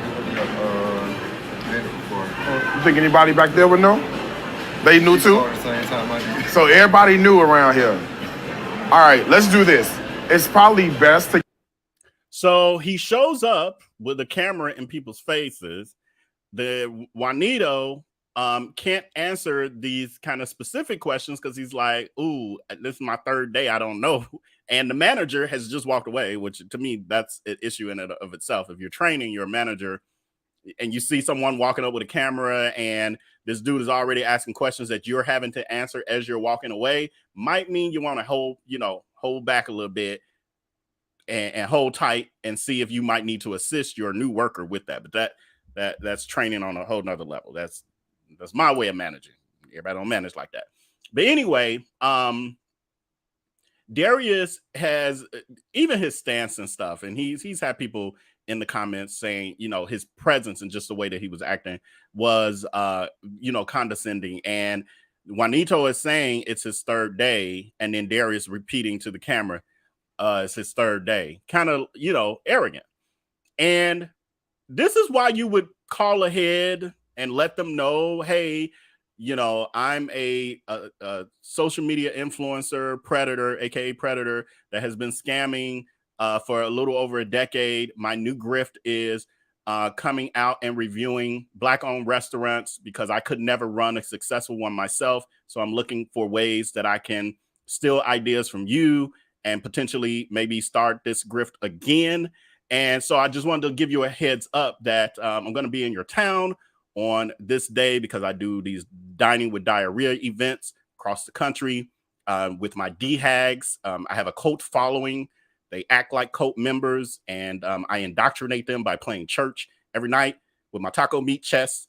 And many of them are in love with me, although I am a sissy, because I call myself a sissy, and I've called myself, well, he hasn't called himself a stunt queen. I call him a stunt queen. But, you know, he probably says that in the conversation too. And Lavelle, who was a loyal friend of mine who, you know, I scammed him like I scammed, you know, hundreds of people in Chicago, you know, with my Fresco scam and my Cupcake Gallery investor scam and the Friends building who I lived in. And then I lied, told him I had paid the rent and left it in my bedroom because I was trying to make him think my roommate stole it. But it's really that I didn't leave the money. But at that time, that friend didn't know I was a predator and a liar. But now he kind of knows that. But anyway, that's off the subject. But anyway, so I'm going to be in your town. So just kind of giving you a heads up. So, you know, if you want to be there, ask some questions or whatever, you know, because my cult, they going to do whatever I say, my D-Hags, because many of them are in love with me, although I'm a sissy. Again, I'm calling, you know, he calls himself a sissy. So you can't out-sissy a sissy. He's saying he's the sissiest of the sissies. So he should let them know. I have a bunch of D-Hags. Many of them are lonely, and they think they can convert me, although I'm a bottom. He says this now. These are not my words. These are his words. He says in his jacked profile that he is a bottom and all the tops to the front. And then he has the naked picture with his booty out. We have that. We ain't putting all that on YouTube, but maybe one day on Patreon. Y'all join the Patreon. We might get a little gritty over there. But anyway, okay. So he should do those sort of things. He should introduce himself and who he truly is, the predator, and say, you know, just letting you know I'm a predator. And so, you know, if you want to be around for my predatory practices, this would be a good idea for, you know, just to give you a heads up so that you don't have brand new employees at the front counter who I'm harassing and giving a hard time to because I'm a person who has no heart, no morals, and no compassion. And I act like I've always lived in greatness and been, you know, a multimillionaire. And I forget that I filed 3 bankruptcies and have been evicted from at least 3 apartments that Lavelle knows of. Actually, no, I'm sorry, 4. And then, so he's not saying none of that. He's not treating Juanito like, hey, Juanito, I understand the position you're in, man. You know, there was a time where I wasn't making that much money and I couldn't pay my bills. I ain't had no car, man. Vale used to drive me around. You don't remember none of that, though. All right, so let's go. So I just wanted to catch y'all up to where we're at right here. Yeah. Get the Oak City basket. So I'm in the Oak City basket. Ask them to hold the oysters for me, please. All right, you want a large or a small? Oak City basket. It comes. Doesn't it just come one size, or does it come? No, it comes the large or small. Okay, if I'm getting everything, then let's do a small. How about I do that? All right. Y'all hear that snotting? Get that taken care of, man. You're a millionaire. Get that damn thing. Get that drained out. Third day. So you hear him. I'm rewinding a little bit. So the condescending behavior of now this is the second time he's repeating third day. So it's his fault that he just started a new job and he doesn't know every effing thing about the menu and how to deal with difficult customers yet. This is his fault. So you want to insult him, but act like, well, huh? Well, I was so kind. You were so condescending. And we're not idiots. He's not an idiot. He knows that you're being a stunt queen, a sissy. You say you're a sissy. You're being a sissy. And he saw that. This is third day. Oh, remember, thank you for that. Who just said that? I'm sorry, the chat moving so fast now. Oh, that's Jules 808. Yes. Asking you shall receive. Remember, where's Veil? Where's the expose? Here you go. Yeah, I do actually. Maybe calamari could be a good idea. If you could do that, would be great. So with the basket, do I get the? Do you know if I get the hush puppies too or no? Yes, hush puppies do come with it. Okay, hush puppies come with it. It's a whole food hall. Actually, they don't. They don't. That's fine. No, that's fine. So Lana, do that. I'll do an order of the hush puppies. And it doesn't seem like this comes with the lobster tail. Oh, no. So why don't I do a small on the lobster tail? And just as a person who knows this stunt queen, has known this stunt queen personally, for a decade or so, I know the tone and everything. It's very condescending. Like, it's not his natural tone. It's not his, normal way of interacting. It's a very superior tone that he's using in this situation. And he's showboating on the camera because he knows that he's recording this particular video as content for the D-Hags, for the cult. And so he's showing out a little bit for them too. This is all within that tone. So for those of you who may not really be able to read through it like that. And that covers what kind of fish is it? Do we know? Whiting. Okay, so then that comes with everything. The fries, the seasoned fries come with that? Yes, right. Okay, so then that's it. That, and then I'll take, what drinks do you have? We don't have drinks today. You don't have drinks today? Okay, well then I'll take that to go. What's the name for the order? Darius, Darius.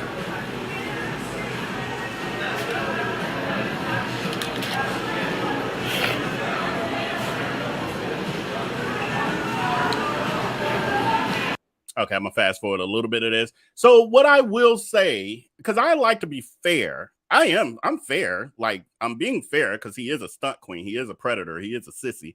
So I'm not gonna say anything that's not true. I'm only gonna speak facts to the situation. And so in saying that, this was not the best service, but also you have to adjust your expectations because of the fact Juanito was very honest in saying, hey, this is my third day.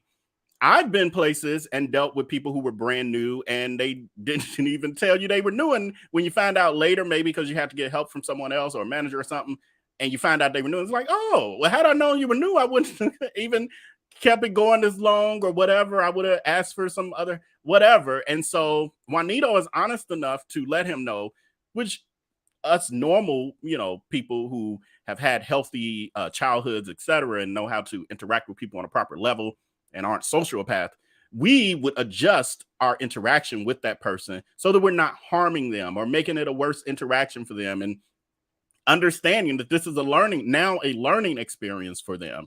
And so we're gonna, make it pleasurable as much as possible while getting the service, that we desire.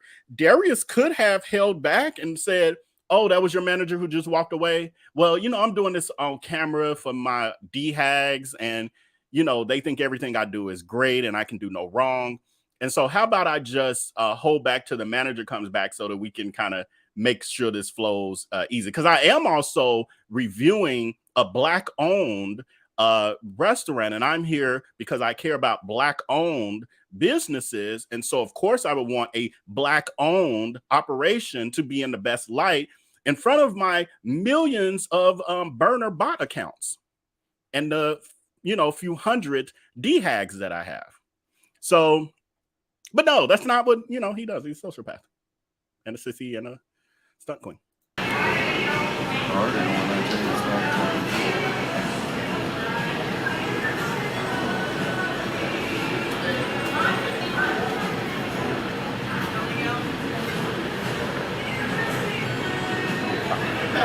I forgot this was the part I wanted to pass. I'm like, what kind of editing y'all doing? Who the hell want to see you ringing, like paying with your phone?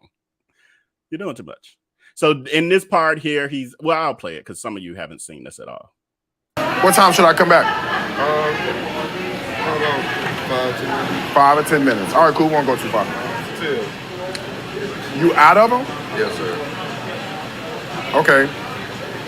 So what happens at this point is Darius is now picking up his order. Juanito is then telling him, oh man, I didn't know we ran out of lobster tails.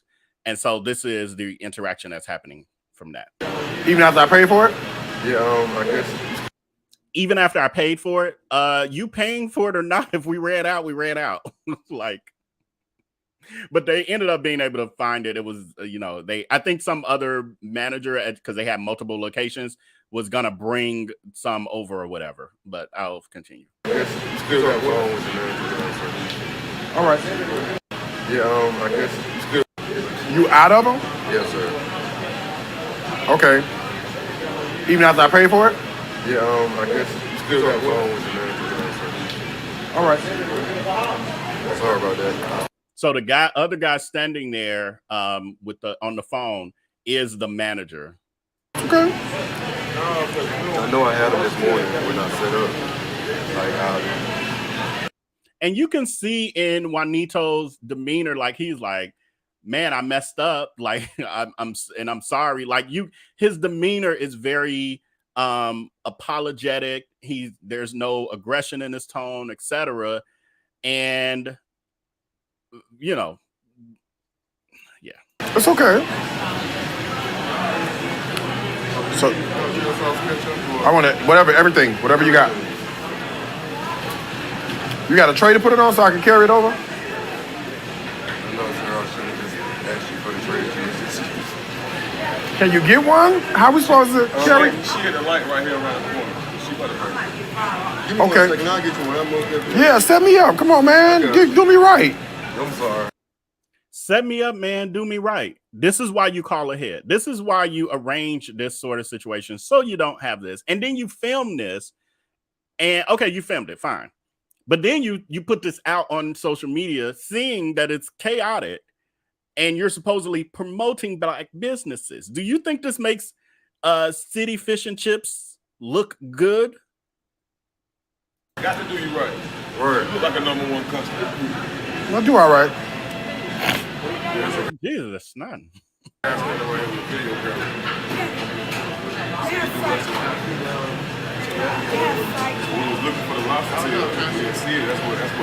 do, and I do only Black-owned places too. That's why. So it looks like the manager is on the phone with the owner or the person in charge who happens to have more lobster tails on the way, and they're not far away. Well, I guess a Black Run. So you got the trays with you as well? All right. I'm gonna meet you out there. Bro, those in the back. What? Them. Oh, I ain't never did that. Yeah, they in the back. And you hear Juanito now that he's went because this is in a food hall, so this is not like only the fish and chip restaurant. This is a food hall with multiple restaurants, so it's almost like being at the food court at a mall. That's the kind of situation this is. So it's like tons of restaurants in there. So Juanito has gone over to where a group of trays are, because Darius is too important to go grab his own tray for one container of food. Nothing else, just one container of food. Sorry about that, sir. So, well, I want it packed to go. I'm gonna start. So you got a bag? I can come back and get a bag or tray. What else am I missing from this particular order? That's it. So this is the whole thing. Okay. All right. So I'm gonna run and chill out on the side. I'll come back for the lobster tails in a second, or when they, when they're ready. You can't swap nothing. You can't substitute. Oh, word. I see what you got right there. Yeah, you can't do that. Because it's a different price. Oh, word. Yeah, the prices are different. I got it. So, and the hush puppies are here too? Yeah, everything should be in there. Yeah, your hush puppies. Got it. Okay, cool. I will be back for the lobster. All right. So I don't have everything on purpose. I don't have everything as a part of, this presentation here because I'm going to do a deep dive video. I literally it's coming together. It was going to take me a couple more days. And I was like, let me let me give y'all a little something. So I'm seeing comments. Let me get through the story, then I'm starring some comments here too. So after this happens, there's another clip of Darius. So not only did he get that, but he went to the place next door. He got an empanada. Then he went to a place down further and got some kind of grilled cheese. Then he ended up getting rolled ice cream as well. Life of a bariatric patient. In what world? So anyway, Darius goes to sit down. He starts to film his food review. And he's talking about it. And then Juanito ends up coming over with the fried lobster tail. And then Darius does his review of that. The review of the food would not make a person be running to try to go to City Fish and Chips. So I would just recommend that people bar him from coming to review they restaurants if you're smart. Because if he do anything crazy like what has happened, your restaurant gets doxxed and harassed by his cult, the hags.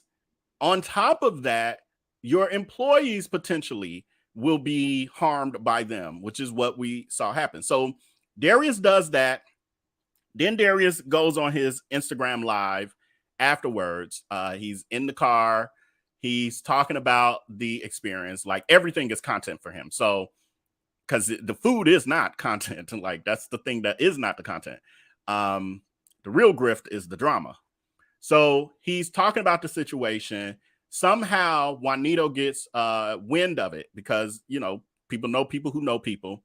Juanito gets wind of it and then ends up coming on Darius's page, and then he makes a comment. Now, what I'm not sure of, and some of you may be able to help me, I'm not sure who's here, if any of the Exposing Darius Crooks people here, and Twitter or Lipstick Alley, all that good stuff.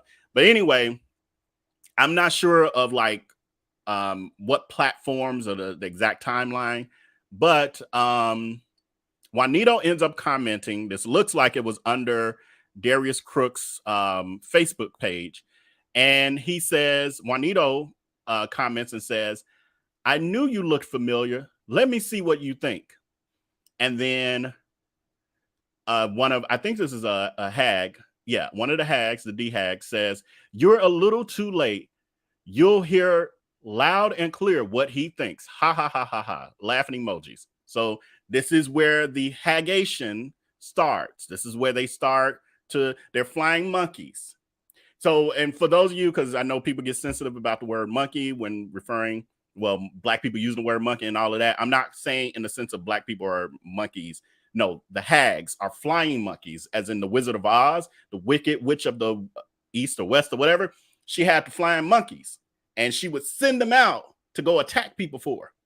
And so these are flying monkeys, the D-hags. So Darius then says, because now Heather Radcliffe has now gotten the attention, because they're all, they do this stuff to get approval. This is where the parasocial relationship starts to tap in, because he can give an F about them, but they like, look at me, I'm defending you, look at me, I'm harassing for you. And so Darius sees it, of course, and then he says he's agreeing. Heather Radcliffe, right, because now he backpedaling and pussy popping. So Darius has drugged him, and Juanito has commented, and now Darius has been ignited to be the sissy and the stunt queen. And so now he's in action. That switch has been flipped. So then again, I'm not sure of this timeline part. This is the stuff I'm trying to straighten out for our video. But at a point, Juanito's like, okay, all bets are off. Now I've been nice to your ass up in this restaurant while you sat there with your arrogant ass and acting like you were so important, like a king had walked into the building. And so all bets are off. Juanito's probably at home at this point, and he's like, Darius Crooks, let's add me to the live next time, Miss Mamas, while you trying to make it seem like me and my co-workers stealing ish and so on. So this comment from Juanito is based on Darius Crooks saying when he was on his Instagram live with his D-Hags, he was telling them about them running out of lobster tails, the restaurant running out of lobster tails. And what he insinuates is that, oh yeah, and they probably ran out of it because, you know, I owned a restaurant and them lobster and seafood be walking out the door. So he was insinuating that the reason why that restaurant ran out is because their employees were thieves. You don't know these people. And then you lie on your ex-employees too. That's a whole nother. We're going to talk about that one day. I can't, because if I started, we'd be all over the place. So tangled web this stunt queen weaves.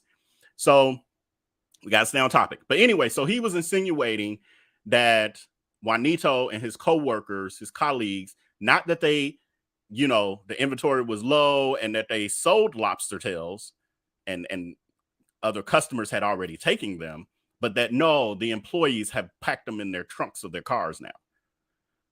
Horrible. But you supporting black businesses. Okay. Says, Juanito goes on to say, like you don't have, I'm sorry, y'all, it's been a minute since I read this. It caught me off guard. I'm chuckling. Says, like you don't have them lawsuits to clear up. Reviews of your own personal catering plates. That's the size of our paper plate trays. I mean, come on now, Chocolate Drop, and get your good old SSA Dementia Award fans off my goddamn page, please. If they demeanor anything like yours, I don't need that energy. Yeah, and their energy is just like his. Birds of a feather. So someone comments, I swear this ish just be happening to you everywhere you go, LOL. So they're talking to Darius. So this is another hag. And I think I'm taking, y'all let me know in the comments how you take it, but I take the tone as they're encouraging it, kind of like, oh, you so great that everyone hates on you and just stuff be happening. You find yourself in these situations because everyone else is so horrible and you're so perfect. And it's so hard for you to live in for you to be perfect in a horrible world with a bunch of people who are jealous and into wanting your money like we do because we think everyone is as horrible as we are, you know, all of that. So anyway, Juanito then goes on to say, so because Juanito wasn't done. He says, so Darius Cooks, big bacon back, rusty neck, sleuth-footed, knock-kneed, black mark, round eyes, looking like a goddamn raccoon, diabetes, SSA, ankles, got some nerve to feel a way and go on Instagram Live talking about woodoo old me. But once again, Juanito pops us, she changed the subject. Oh, once again, Juanito pops up and she changes the subject. Okay, sissy, I can say that, right? I mean, that's what you refer to yourself as. Am I correct, madam? I mean, because if I'm wrong, I'm gonna apologize. He does call himself a sissy. I'm looking for my clip. I got it somewhere, and I was like, "Oh, this weekend I just couldn't. I didn't. You know, I ain't spent hours looking for it, but I haven't run into it yet. But I have clips of him saying, "You can't out sissy a sissy." Okay, you call yourself a sissy. All right. I can't wait till I go start adding it in our clips. Say it again for me, like more recently, so somebody can grab it. Anybody out there, y'all, the screen recorders out there who watch them live, I need that. Can't out sissy a sissy, or even just him saying sissy. Calling himself sissy. I'll work it out. Just send it. Put it on Twitter or whatever. I grab it. Anyway, so we have that. So now, full force. This is how Darius Crooks works. When it comes to these situations, you cannot stand up against him. He is supposed to be the queen, the stunt queen. Everyone must bow to the stunt queen. And so because Juanito is a person who is not a public figure and doesn't have a platform, Darius used that as ammunition to be able to crush him. So he sends the flying monkeys out, and they all on Juanito's page, and they digging up Ish, and they calling his employer and how you got somebody working for you that's like that, and I'm gonna make sure nobody else come there and all of that. They do all that. And so in the meanwhile, Darius is like, time to rinse and repeat my normal scam, my Ponzi scheme, which is now I'm about to turn this into a profitable beef. He calls them beef, but it's his stunt queen antics. So what he then does is create a discount code. This is the thing that trips me out, but I'm gonna finish first. So he creates a discount code and he creates a t-shirt. You watch this. This is a wash and repeat scam. He does this every time. He's done it with Sonny Anderson. He's done it with the Kitchenista. He's done it with Mel Ford.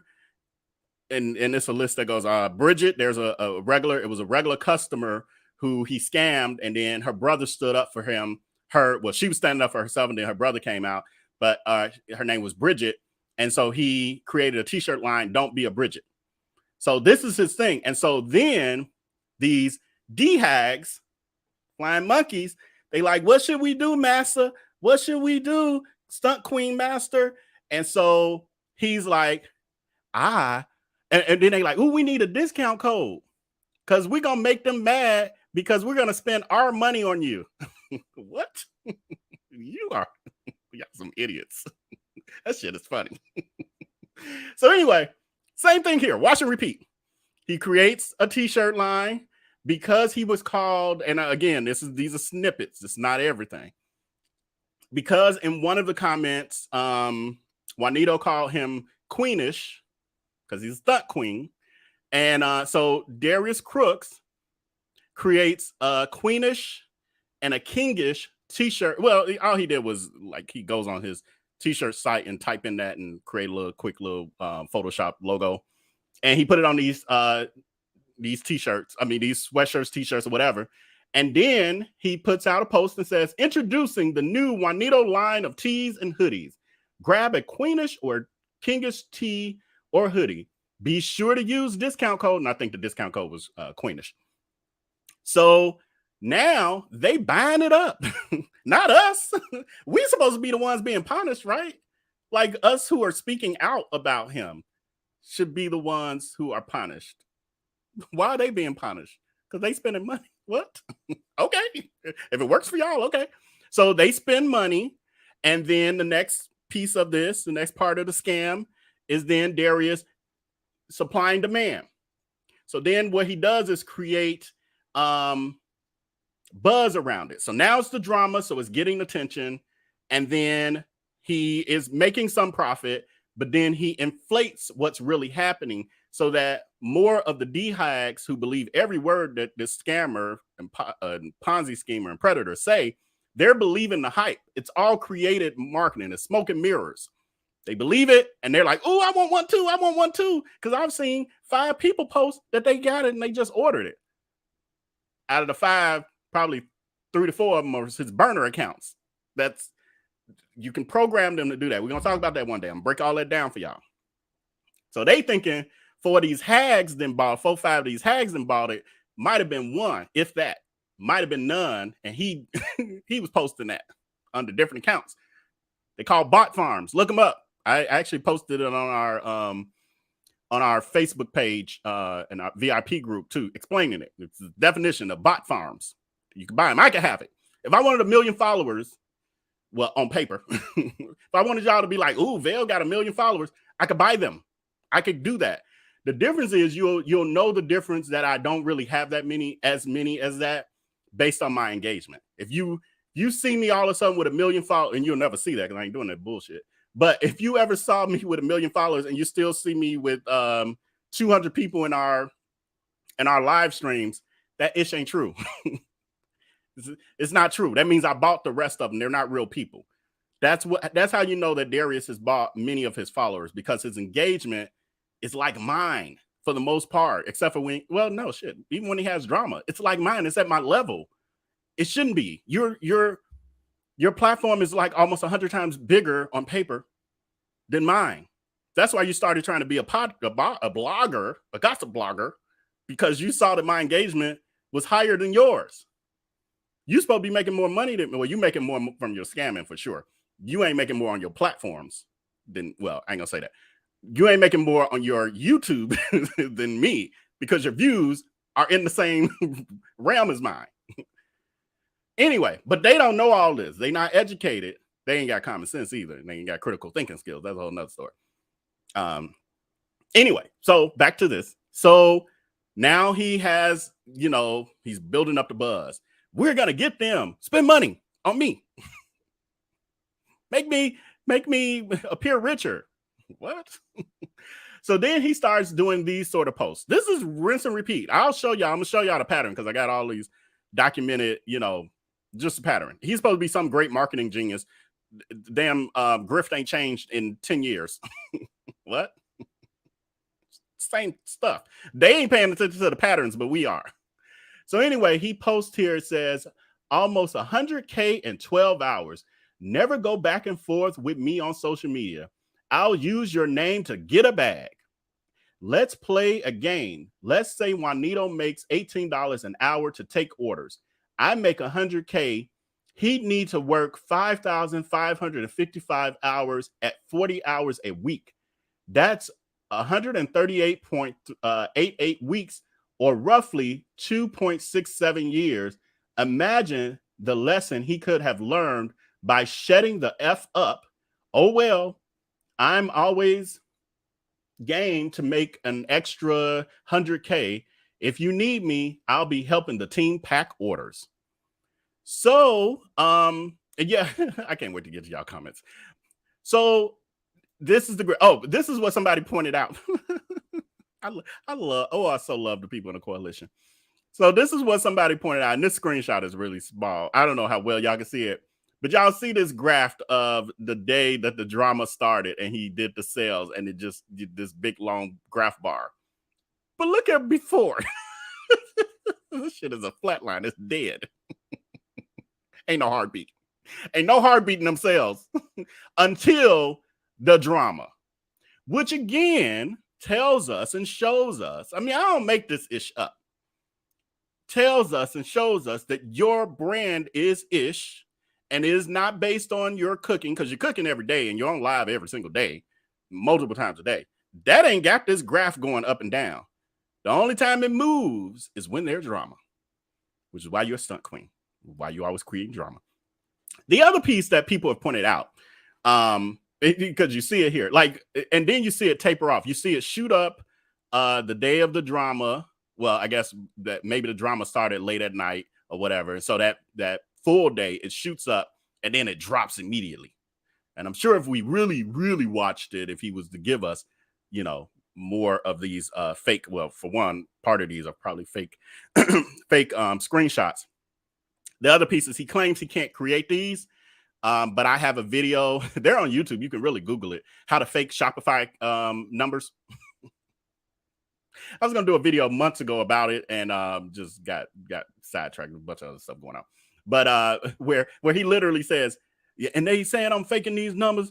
Ain't no way that you can't fake these numbers. I wouldn't even know how to do it. And then I was going to have just throw in a clip of the instructions. I'm still going to do it.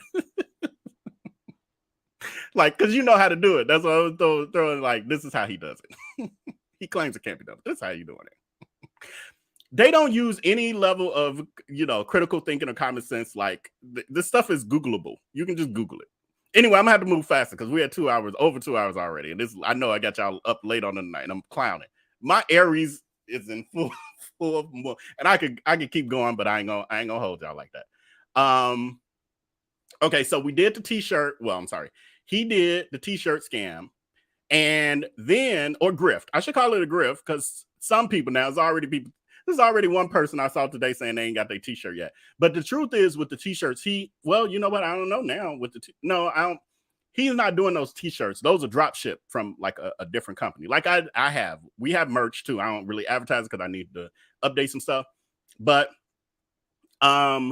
with the with that is drop shipping. So if y'all order my mugs, my notebooks, my I almost wore my sweatshirt today, my hoodies and all of that, I'm not here packing no damn hoodies. I'm not here stamping my logo. Like, it's done. It's done somewhere. I don't even know where. I think in California. Yeah, it's in California. And then they ship it to y'all. So, so I'll hear people saying like, I always get my t-shirts and stuff. Yeah, because he ain't got nothing to do with that. He ain't got nothing to do with that. But anyway, so you got that part of the grift. Then he asked, now this is wash and repeat. This ain't new. Did this with the Kitchenista as well. When he ran that promo using her name. So then he creates a masterclass because he gets them all riled up on the Instagram and, oh my God, bro, you a genius, you a marketing genius. I don't know why they keep messing with you, blah, blah, blah, blah, blah. They know you the stunt queen, you know. They ain't say that, probably said that. But so then he created a masterclass called Turning Beef into Bread. It was supposed to be a 2-hour virtual masterclass. Now, from what I've heard about these, and I've almost snuck in them before, but I was like, I can't stomach giving him, even if I'm doing it for content, unless y'all want to just go and send it and be like, Vel, here go the money. I need you to go in there and see. But I have not been able to stomach the idea of spending money, even if I'm just being nosy for content purposes. I shouldn't say even being nosy. I'm researching. Even for research purposes, I just can't. I haven't been able to spend my money on it.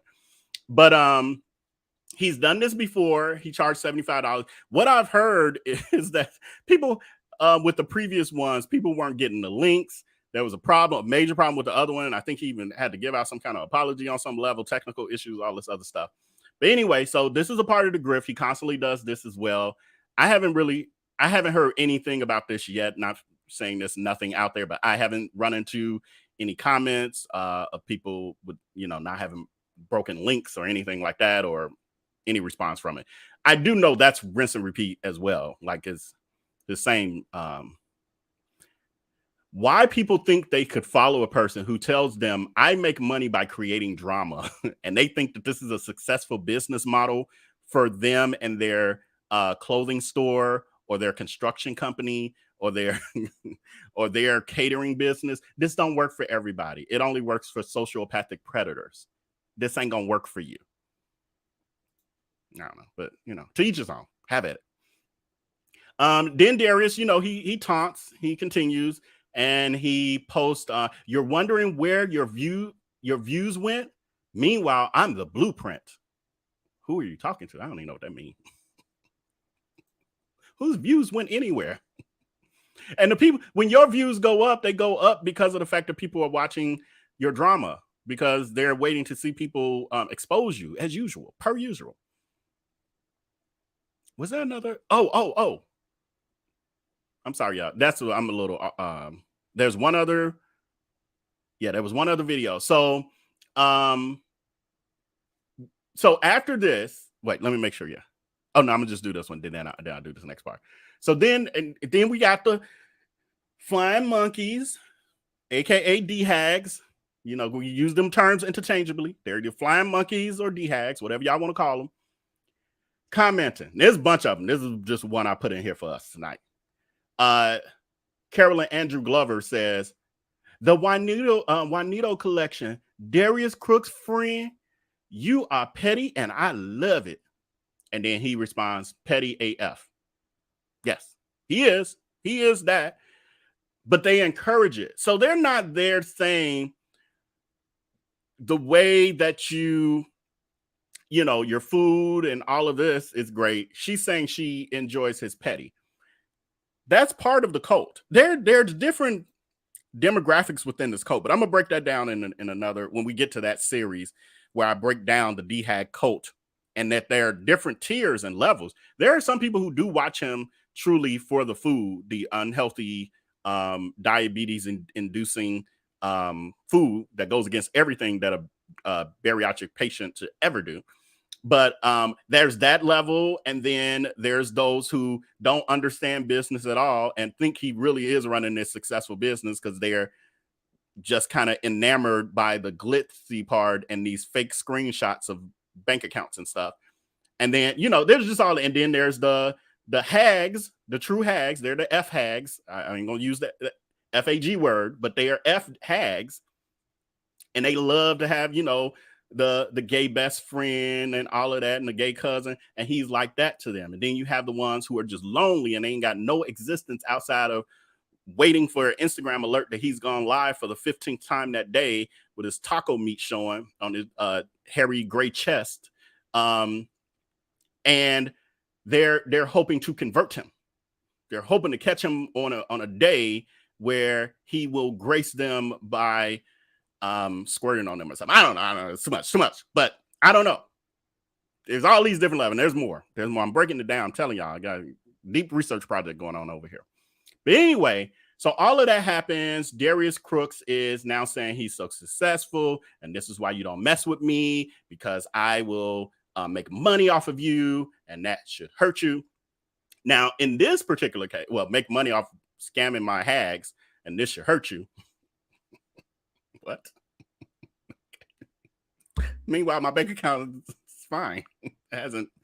No numbers have left because you're scamming them. None. But anyway, he does that, and then so he calls himself going on live. No, he recorded a video to brag about the fact that he's made all his money off of the Juanito situation. And then he's above Juanito, which always, what throws me off is when these sort of things happen, he always belittles a working class person. And what's mind-blowing to me is that he's belittling working class people when those are the people who support him. So you're talking about a person who makes $18 an hour like they're less than you, less than a person. Meanwhile, many of your hags are making that or less and getting on those payment plans to buy your overpriced, the $9 pot that you charge $129 for. They're getting on payment plans to buy that one pot from you because they make $18 an hour or whatever. And you're belittling people who make that amount, but they don't see it as an insult to them as well. Because it ain't really about Juanito. It's about his superiority complex, that he thinks he's better than anyone who's working class, when he forgets that he was working class and couldn't hold down a job and got fired from every single job that he had, mostly from scamming and all of that other stuff. I've shared a couple of that story. Remember, what was that? Sure Payroll, Darius? Was that Sure Payroll that fired you for trying to scam when you created that deluxe payroll company? It was a scam. I didn't know that at the time. You had me close to a scam. I didn't even know. God damn it. Police could have arrested me and all that, thinking I was a part of your stunt queenery. But I know it was deluxe payroll, but I think you worked for Sure Payroll. And you remember you created that fake payroll company, and then you tried to steal Sure Payroll. I'm thinking the company he worked for was Sure Payroll. He also worked for ADP, but because he loves to throw out people's history and doxing and all that. I'm like, might as well tell everything. So anyway, when you lived on, what's that like? That was on Central. When you lived on Central in that apartment with the balcony, the little concrete balcony. But yeah, because I remember you was in the room, you was, creating a fake website. I didn't know it was fake. I thought you was really starting a legitimate company. I didn't know you was a stunt queen at that point. But remember when you were starting that company, you did that, and then you tried to steal their legitimate customers, the businesses that did payroll services with them. And then they found out. And then remember when you told me, I got to shut all this down. I got to delete all this stuff. Like he was trying to shut down the website and stuff. So because they had got wind of it. I think one of the customers called there saying, did you know your rep is trying to recruit me for their company? But what I really think is it was a scam. I really think Darius was trying to get, now that part is alleged but he's such a stunt queen. Looking at the history of like him always trying to get people's financial information, having the above 701 credit repair scam that the state of Georgia fined him for. He has a judgment out there for that. That's still, we're going to talk about that one day. We're still going to get to it. But having that, I think his plan was to get the information, because now you have employees' information. You got social security numbers, et cetera, et cetera. Because I always wonder when you got evicted from, was that Huron? Was that apartment on Huron? I feel like it was on Huron. When I first, yeah, that was like when I first met you. You lived on Huron, and then you got evicted within a few months of me knowing you. And then you stayed with me for about 2 months. No, I'm sorry, 2 weeks. 2 weeks. And you had lost your car. Your car had got repossessed. Because remember, you used to live like regular folks too. Like you had a real life struggle. And you haven't always had money that, you know, before you scammed all these people. I think that's why you scam, because you don't want to go back to that, right? I mean, God is going to sift your money as wheat. Like it's going to happen. I mean, it may not happen in that way. Like you might be in jail and just lose access to it all. I don't know how that's going to work out. That's on God. God ain't talked to me about that part yet. He just told me I got to continue this. That's the only part I know right now.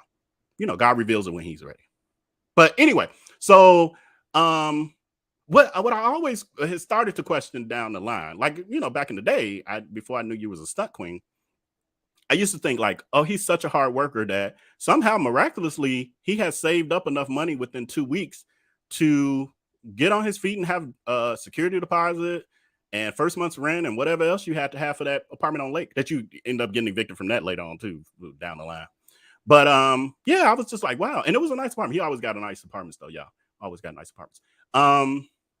But now what I have surmised based on this decade long of just sprawling receipts of your scamation, building a scampire, is that you somehow scammed with that.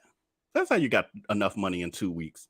Because was you even working? No, because you had also lost, damn, I forgot this part. You had also lost your job. I ain't laughing like that somebody losing their job, but I'm laughing at the irony of me not realizing back then. Because I was just a trusting person. Like I don't know scammers personally, except for you, Darius Crooks. Like the people we grew up, I mean, you know, that we hung out with, I still hang out with all of them, even though you lied on live and said I'm not friends with them no more. We was just in Mexico. Where did we recently go? Weren't we just in Mexico? My friends gotta let me know. Gil, I don't know if Gil's still there. But anyway, we were just out of town like a month or so ago, whatever it was. But we're always traveling. So, but yeah, so it just occurred to me, like over time, hearing all this, I was like, that stunt queen was scamming back then. That's how he was able to get enough money in 2 weeks. I mean, you're a good scammer because you was able, even back then, and you was only 20 then. So you've had a lot of practice. You've had a lot of practice. So that's why, like, when you see a person like Juanito, who's a hardworking young man, you know, working behind the counter for $18 an hour, making an honest living. You've come so far away from that with all this scamation that you've forgotten that was once your story. Actually, you didn't even make $18. Well, no, when you work for CPS, because you know you lied a lot to get jobs. So when you lied to get that job at CPS, you were working in payroll. Did you do some scamming there? Is that why they fired you from that? I'm wondering. I don't know. We'll look into all that later. Anyway, I've gotten sidetracked. Y'all getting me sidetracked. We ain't got to the comments yet. All right. So last thing is Darius Crooks, forgetting all of that history. And that's so much more, but those are little pieces I just remembered. Forgetting all of that history, now wants to educate Juanito, who through his actions has now been fired. Meaning Darius Crooks has created such a toxic thing. Juanito was like, all bets are off. I'm at home. I'm going to war. I'm just saying whatever. And that shit was funny. So, Juanito, we got our lives from it. Unfortunately, because you were the low man on the totem pole, it wasn't a good look for the business. And Darius's D-hags were, you know, harassing that business and all of that. And so, you know, y'all lost. They had to let you go. That's just, you know, what happened. So anyway, so Darius rebelling and all of that, like, ooh, see, you don't mess with me. He then did a video where he calls himself educating Juanito about customer service, something Darius Crooks is horrible at. This is in part of why he's known as a scammer throughout these United States of America and internationally. Ooh, I wasn't going to say that yet. Patreon know what I'm talking about. We're going to get to it, though. But anyway, that's why he's known as a scammer, because he's horrible at customer service and other things, but also a predator and all this other stuff. But now he's going to educate this hardworking man because he made money off of this beef.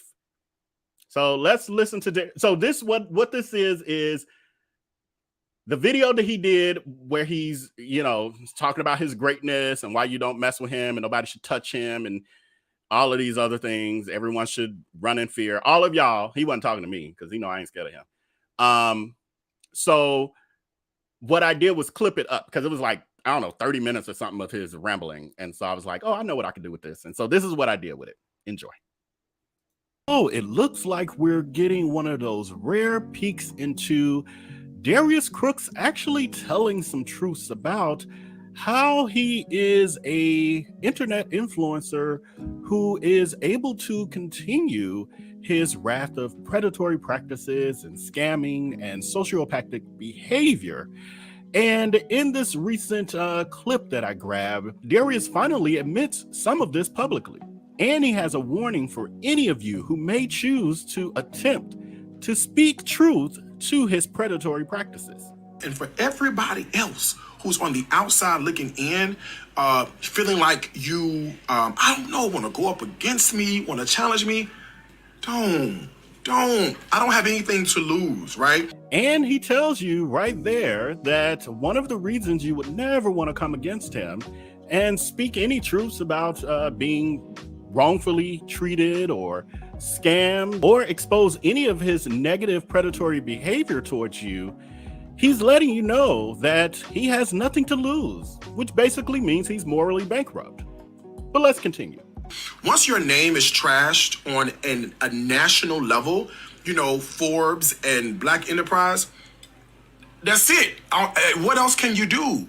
You've done it all. And he also goes on to finally admit that his brand and his name is really officially trash at a national level, which means that he's fully aware that he's been relegated to scamming his same D-hags repeatedly, because the mass public definitely has the common sense and critical thinking skills that it takes to know a scammer from the fruits that they bear, or the lack thereof in this case. So I have nothing to lose and the world to gain. And he also confirms what I've said and many others have, that all he cares about is worldly gains and not his followers or having a good heart or being a person that is purpose driven for leaving this world better than he found it. He's letting us know that he only uses the Christianity and Baptist Church Act to indoctrinate his blind following of D-hags to get their hard-earned money by overcharging them for the cheap goods he gets from the Alibaba.com website, where he marks up those products 200 to 400% above his cost. So I'm at a really great advantage point. So I'm just saying, like, you got to be very careful when you do that kind of shit out here on the internet. And it doesn't go away, man. And he admits that he's aware that his actions on the internet have not gone away, meaning the documented proof of his decades plus of scamming and predatory practices that continues to present day is receding all over these internet streets. And of course, I'll continue to share those with you, so definitely hit that follow button. Like the actions you do on the internet, somebody's screen recording that, somebody watching that, you know? And he is very correct. There is always someone screen recording and watching to continue to expose this horrible internet predator. Yes, so that watching that video, so that was clips of that 30-minute rambling of him talking about his greatness and how everyone must fear him because see what I did to him. I was able to get him fired, or my flying monkeys, my D-hags were able to get him fired, or create enough, you know, humbugging that he ended up getting fired. And so it's kind of a warning shot to the rest of you that don't speak up, because that's what he does in order to continue his grifting. Okay, it's so many comments I ain't gonna be able to I was trying to star as many as I could, but there's so many that I'm just gonna get to the comment. There's, you know what I'm gonna do first? I'm gonna do this last piece, and I'm real quick on this one. So the part two to this is that there's a new victim on the horizon. This guy, and this, I just literally found out about this like 45 minutes before I was going live with y'all, so I couldn't dig too deep. But there's this new guy who his name is Corey. I ain't gonna do too much promoting because I ain't a fan of what's happening here. But this guy, Corey, is a bartender influencer, and he's trying to grow his brand. And Darius has put out somewhere that he was looking for a bartender for Chicago, whatever's supposed to be happening. Again, I don't follow him like that, y'all. I know it might seem like I do, but I really don't. I get most of my information by looking at what other people saying, and then I'm like, oh, that sounds interesting. Let me find out more about that. Or otherwise, I'm just scrolling and laughing. But anyway, so this was interesting because I was like, oh, he's found a new victim. So this guy is a social media influencer / bartender. He has a bartending company. He's trying to grow it, et cetera, et cetera. He finds out that Darius is looking for a bartender in Chicago area for something. I don't know if this is permanent. I don't know if it's just for an event or what. But he then tells his followers, basically, y'all, spam him, hit me up at him, try to get Darius' attention and suggest me, sort of thing. That's what happens. He talks to Darius. He ends up partnering with Darius, or is about to partner with Darius for whatever this thing is. I'll find out more details and get back to y'all with that. So this guy is aware of all of the stuff, and from what I saw in a couple of comments or whatever was that he's actually been in response to Darius's clapping back at people and doing things, and he's been cheerleading it. So he ain't far off the cusp. We need a word for the D-hags, the male D-hags. I don't know. I'll figure that out. But y'all help me if y'all got something in the comments. But so this is a male hag. Is there such thing as a male hag? So anyway, this dude is feels like, and he did a live stream. He did like a 38-minute live stream. I haven't had a chance to watch it yet. I was like, I ain't probably gonna watch it anyway. It's 38 minutes of him talking about this particular situation of starting to work for Darius, because what he's hearing is a lot of people coming out of the woodwork like, dude, this ain't gonna go well. Like, this ain't what you think it is. And his perspective is, nah, he good. He not gonna scam me because I got my money up. I'm getting my money up front or whatever, all these things. So he got this all figured out. The rest of us, we don't know what's happening. He's smarter than the rest of us. This ain't gonna be his story. He ain't gonna be one of the victims. So he's thinking that he's gonna be able to benefit from a dysfunctional situation. And I'm gonna watch, I'm just gonna watch, and then I'll let all of you know how this is gonna go. So his perspective, Corey, is that Darius has this 1 million followers. What he doesn't realize is that most of them ain't real. Smoke and mirrors. Most of them ain't real, so that's part of the problem. It ain't as many as you think it is. It's a few to give you a couple dollars here and there for sure, but it ain't what you think it is. And then only a small percentage of people actually follow somebody when somebody like, oh, follow them. It ain't like the whole following come over to you. The other piece, so he thinks that he's going to be able to grow his business through association. But what he doesn't understand is that he's operating with a predator, a person who the last thing that Darius actually wants for anyone is for them to grow from his platform or in general. That's just not the kind of person he is. You can look at his track record. Who can you point to that Darius has ever worked with that he has had influence on their success? That's something to think about, right? Who? I mean, I can name people he's dealt with. Have any of them been able to succeed or benefit from it? His mentees? Anybody? No. So I would say just ask Sonny Anderson, D.Crooks, who was his former friend. We used to hang out together. She also was his co-host on his podcast. She's a successful chef here in Chicago. Now she's like really growing her brand. He stopped being friends with her because he said she wasn't growing her brand quick enough, fast enough. That don't even make sense. The truth was he was threatened by her talent because she has a good heart. I still communicate with her. She has a great heart, and she can cook, well spoken, like looks beautiful, all of that. She has it. And he was threatened by that because people on the podcast, he's condescending and everything else. And people were reading that through the podcast. So people didn't really like him, but they loved her. That was a problem. So he had to end that relationship. You have the travel agent of the Cruising with Darius Crooks fiasco. She was a successful travel agent, was putting the stuff together. He saw how much money she was making. He didn't want her to make that kind of money. He wanted to make it himself. So then he cut her out and started trying to do it himself. The ish fell apart and people were rooms messed up, all kind of stuff. And that became a fiasco. We'll talk about that one day. Then you got Danny Rose, aka Stovetop Kisses. I probably should have put these people's pictures there. Danny Rose, aka Stovetop Kisses.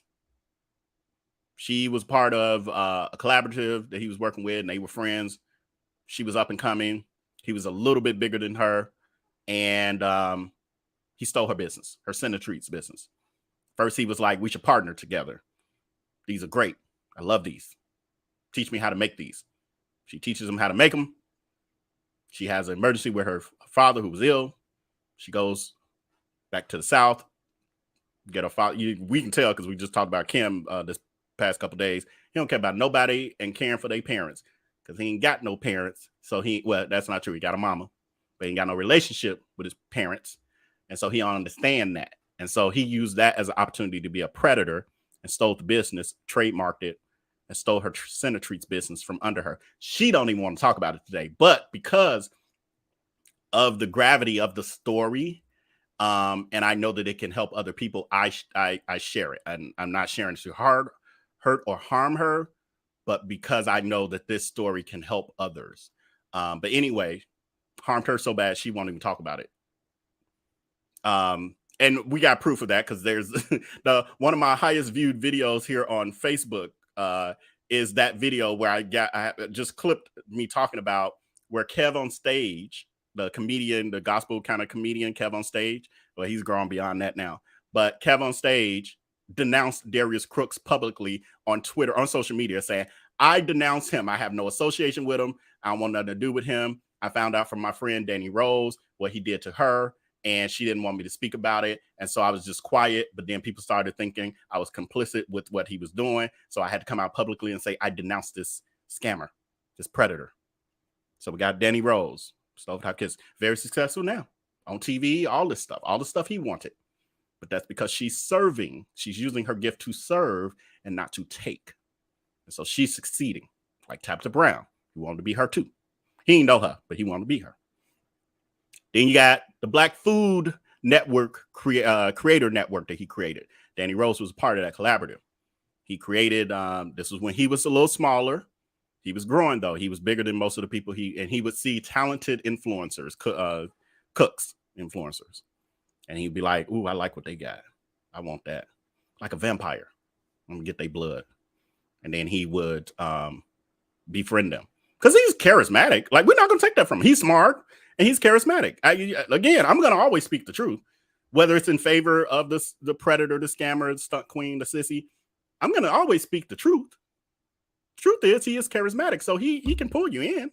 I was friends with him for a decade. He pulled me in. So he pulls in these various cooks. There was a handful of them. I can't remember the number. It was 5 to 7 of them or so. They eventually started dropping like flies because they were like, this nigga's a predator. He's trying to steal my intellectual property, which is what he was trying to do.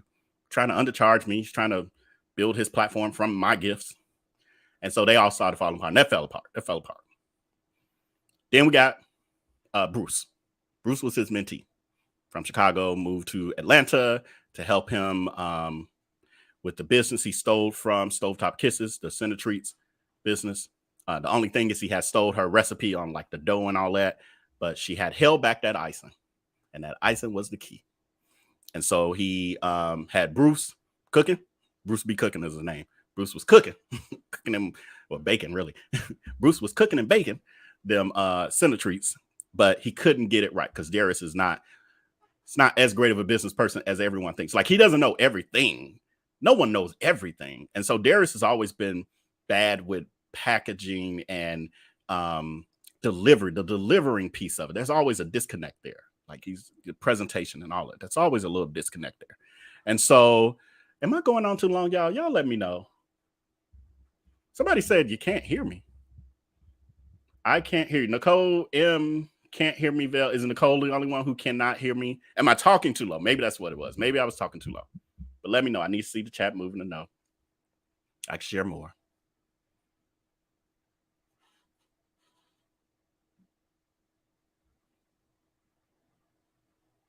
Okay, I'm like, why is the chat taking so long? And then all of them come together. Okay, thank you, y'all. Thank everybody. Because I'm like, okay, I can see myself on YouTube. It's moving. But okay, so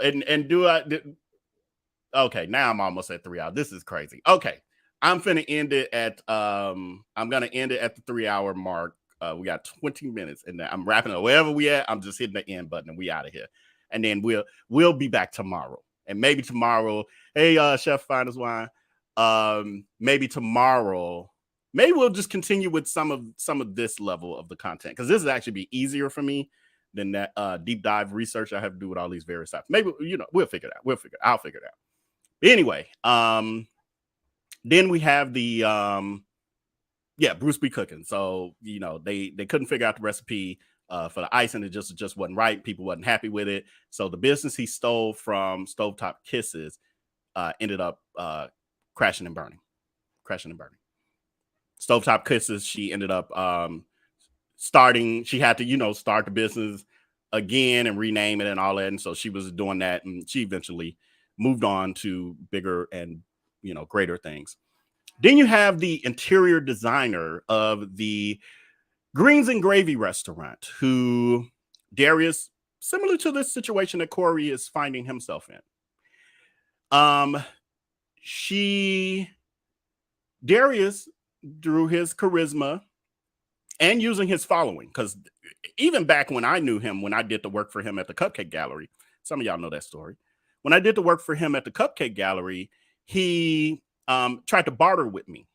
And part of the way that now this is the first time I was ever charging him for anything, but part of the way that he was able to get me to discount it even more was he told me that basically I would get referrals through it. Like, people are going to see your work here and I'm going to send people your way. And I was like, okay, all right, you're a friend. I'm already charging you less, but okay, on top of that, yes, okay, fine. Guess what happened? No one ever got referred my way. And not because of my work, because I always got referrals and stuff. So same thing, fast forward a decade or so later, when he's opening the Greens and Gravy restaurant, building it out, interior designer, AKA contractor. She's designing the place, from what I hear. Well, I've seen pictures too. Looks nice from what he could afford at that time. And he barters with her too. So she charges him way less than what she normally would, because he's like, oh, I got all these at $100,000 and I can, they're going to see you working, and, you're going to make a lot of money off of me.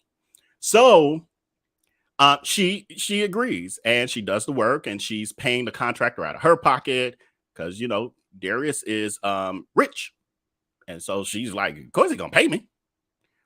Darius didn't pay her. He did not pay her. He did not pay her so much so that she had to sue him. I have those legal documents. I got a lot of stuff around here, y'all.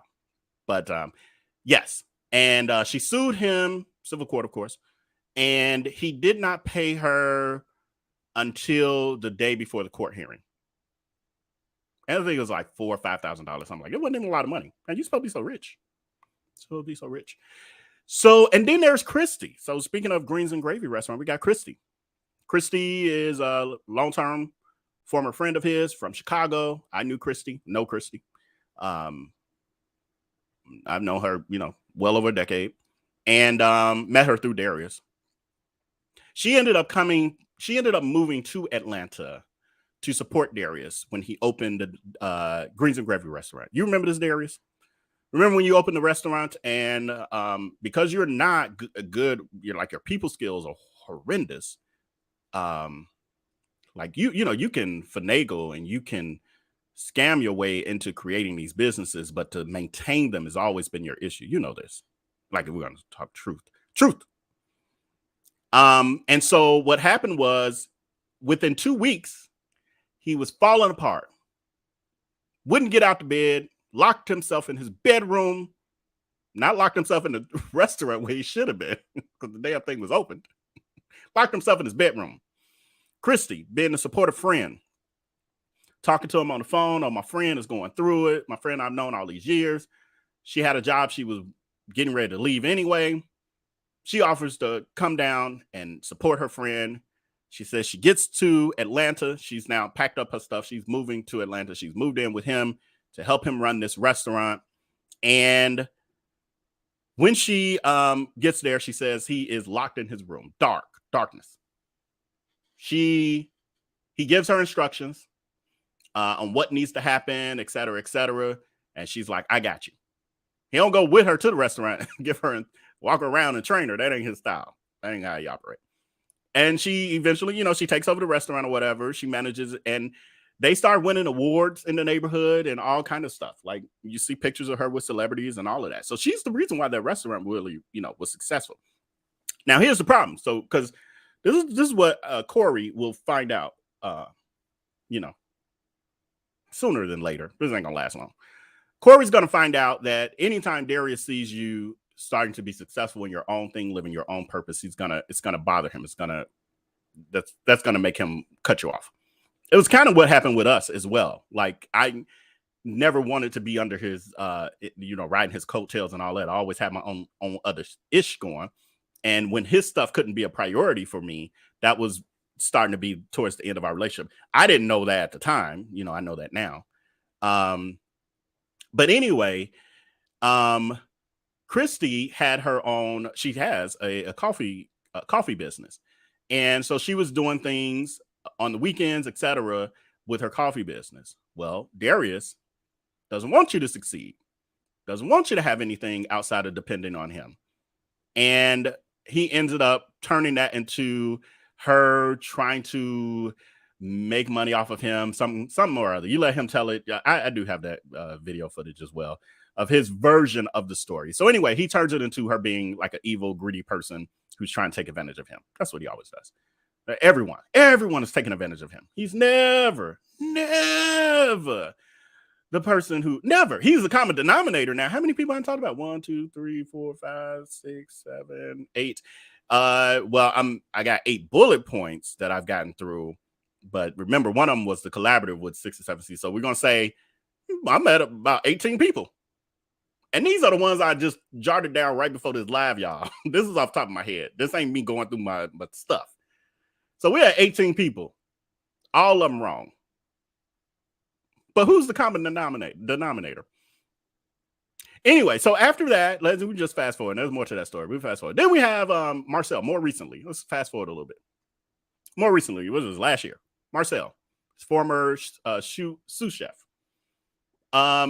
Marcel was helping him with the Dining with Darius Crooks events. Marcel, he was putting them on camera everywhere. Always putting people on camera.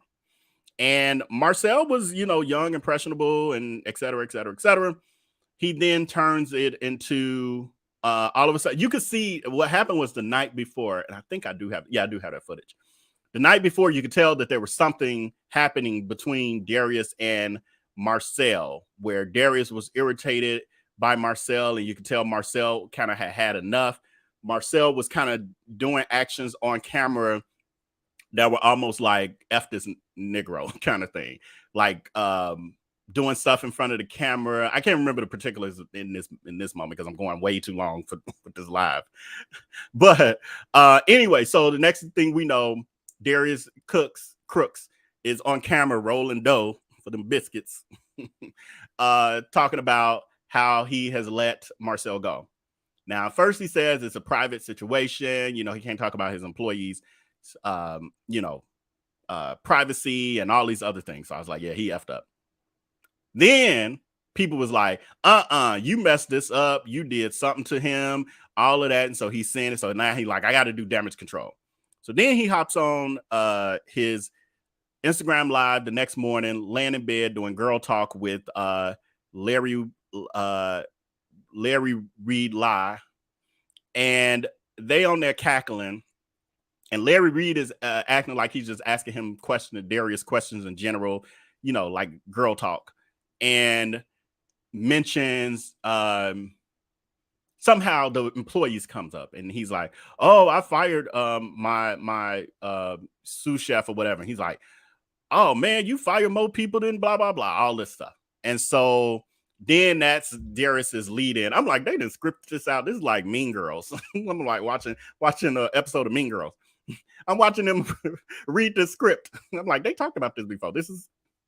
But the hags, they don't see through that.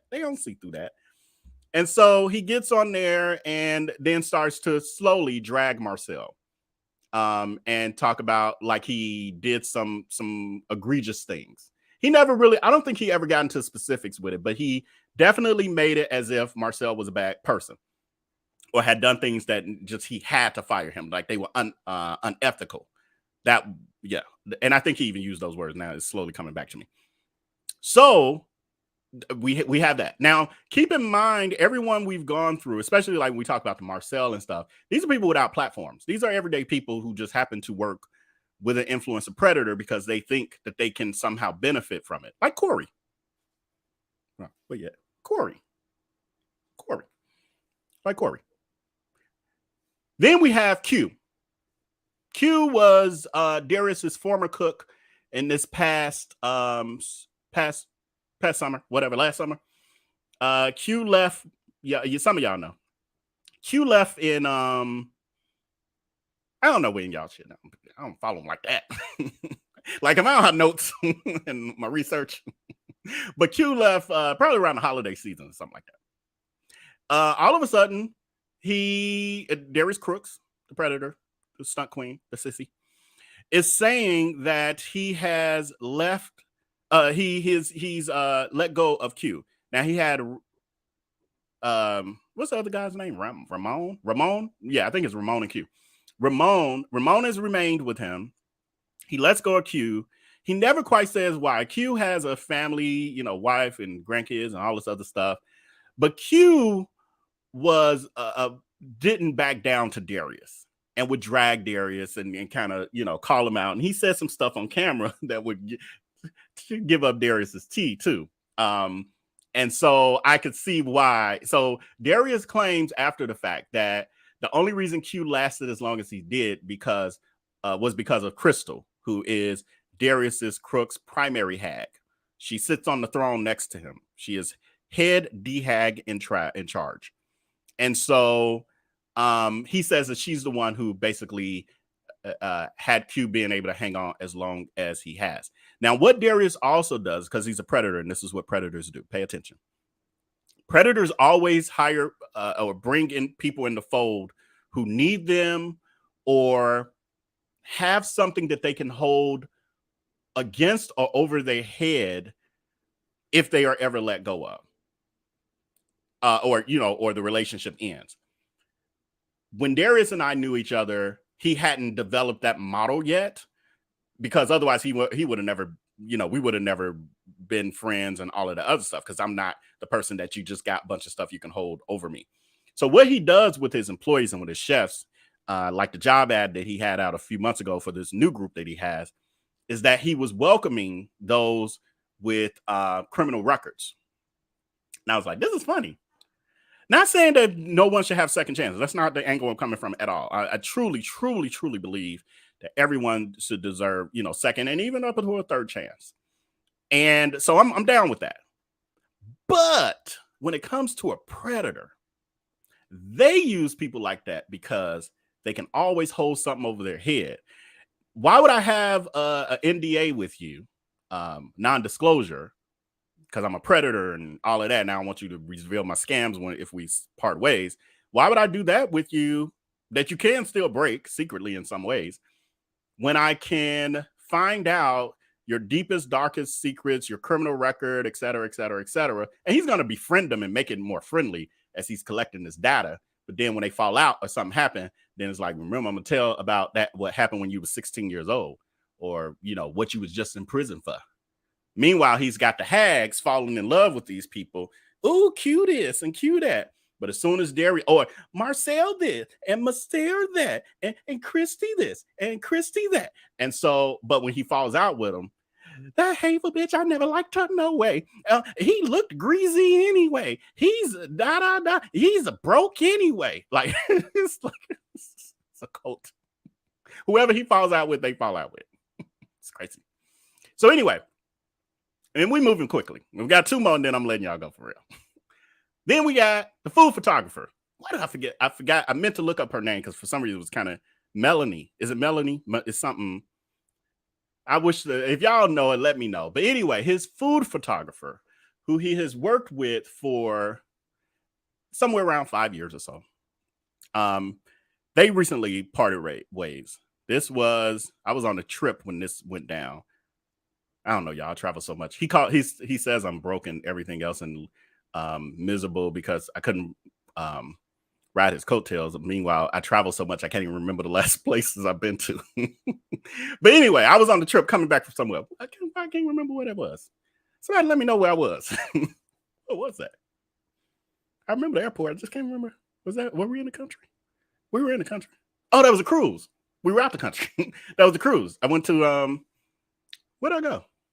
Somewhere. But anyway, I was on a cruise, coming back from the cruise, and this is when it was hitting the fan that he had fallen out with his food photographer, who everyone knew it was coming because she was one of the people cackling online when the Andrew Caldwell thing happened with Darius. Y'all, I did a video on that. I'm gonna repost some of that stuff and clip them down and all that for TikTok. So anyway, he was on there. She was on that video cackling in the background like, ha, ha, ha, I always get paid by him. Ha, ha, ha, ha, ha, ha. And everything Darius said, ha, ha, ha, ha, ha, ha. And I was like, your turn coming. Ha, ha, ha. Your turn coming. Ha, ha. You looks like an idiot. Ha, ha, ha, ha. So fast forward months later, all of a sudden she's not around. And everybody's asking in these live streams, because you know, the hags, flying monkeys, they fall in love with everybody he fall in love with, or everyone that he, is around. They're part of the cast. And so everybody loving her. And then all of a sudden, she stops showing up. And the wings stop flapping as much. And then they like, where's she at? Where's she at? Where's she at? And he's like, oh, she's sending staff, she's working for Pinky. Oh shit, I forgot to put her on here. Pinky, slutty vegan, y'all. Why he come after her too? He owned his, oh God, y'all, we could do this for like another 4, 5, 6 hours. Pinky, slutty vegan, who's doing very well now, food in supermarkets across the country and all kind of great stuff. Multiple restaurants, food trucks, all that.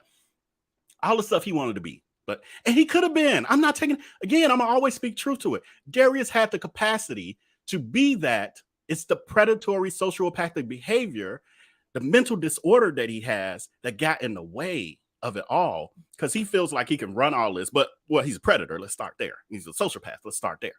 But then, when you get past those mental deficiencies, then we get to the point of the fact that he he thinks he knows everything. So he doesn't have the ability to work with other people and build a team that can help him grow even more. All that good stuff. Anyway, so Pinky, I can't get off subject. But okay, but this is what I was saying with that. So Pinky, slutty vegan, used to have a restaurant. Her restaurant was on the corner. Their restaurants were by each other. He had Greens and Gravy, and slutty vegan was right on the corner. He calls himself trying to be in competition with her, and he was hating on her and doing hateful things and doing things. So they didn't get along. So like when I just told you about like the Danny Rose kind of stuff, he was doing that kind of level, sneaky, hateful stuff. But again, now he's reviewing Black businesses, Black restaurants. I'm supporting Black businesses. Show me a Black business you've supported besides giving, buying something from them. Show me one that you've helped raise up from the ashes. Just one. Okay. So then, So his food photographer ended up starting to work with Slutty Vegan and a lot of other places. And the woman does amazing work. I love her work. I don't love her ethics for dealing with a scammer. And I'm sure she feels that way now that she knows better. So anyway, yeah, Tracy Gold, he got an issue with every successful Black person. He got an issue with. Like, he's a hateful person. He's very charismatic, but that's part of the scam. We got more. Yeah, I ain't done. Like, I'm not gonna talk about him tonight, but I'm saying that this is the short list, Tracy. This is a short list. Come back. We work our way through the rest. So so his food photographer, all of a sudden she's not showing, she's not being around as much. She starts to try to send another crew, et cetera, et cetera. So I'm thinking, she's distancing herself from this drama, this stunt queen. So eventually the fallout officially happens. And his version is that they had a conversation. She said something and they disagreed, and she ended up saying stuff that took him there, and he said some things to her that he wouldn't even repeat because she made him come out of character and all of these other things. She hasn't said anything. Because again, she knows the drill because she's been around him for enough years to see what happened to everyone else that fell by the wayside. This is how he operates, and this is how he scares people into submission and being quiet and silencing them. This is the part of the grift.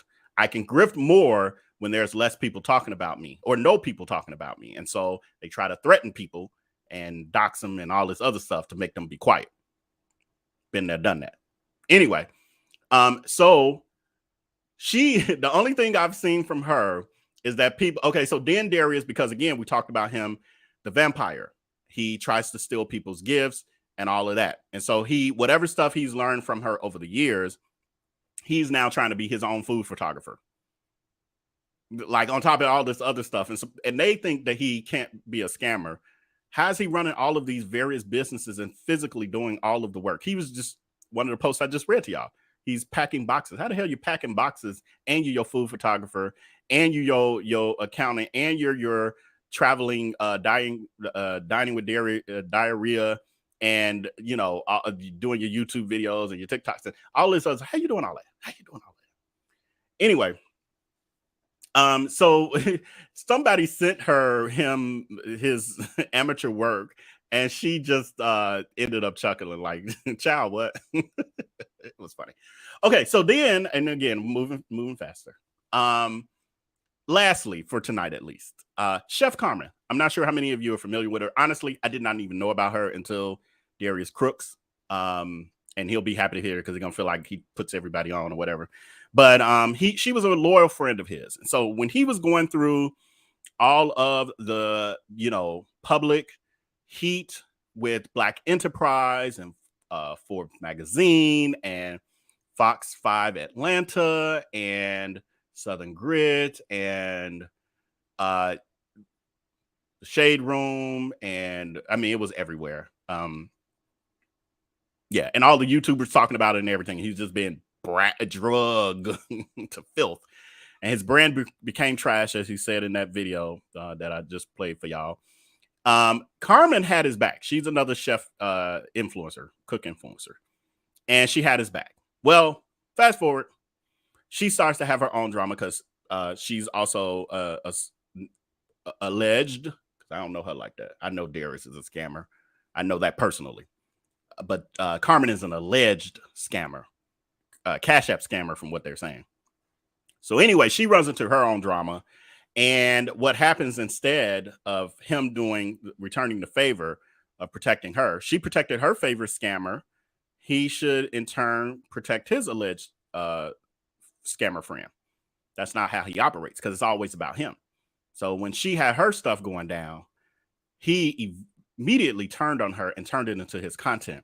That's when he started blogging and sitting in front of a mic. And he literally talked about her drama with her girlfriend and ex-business partner and whether or not her house was her house and all these other things.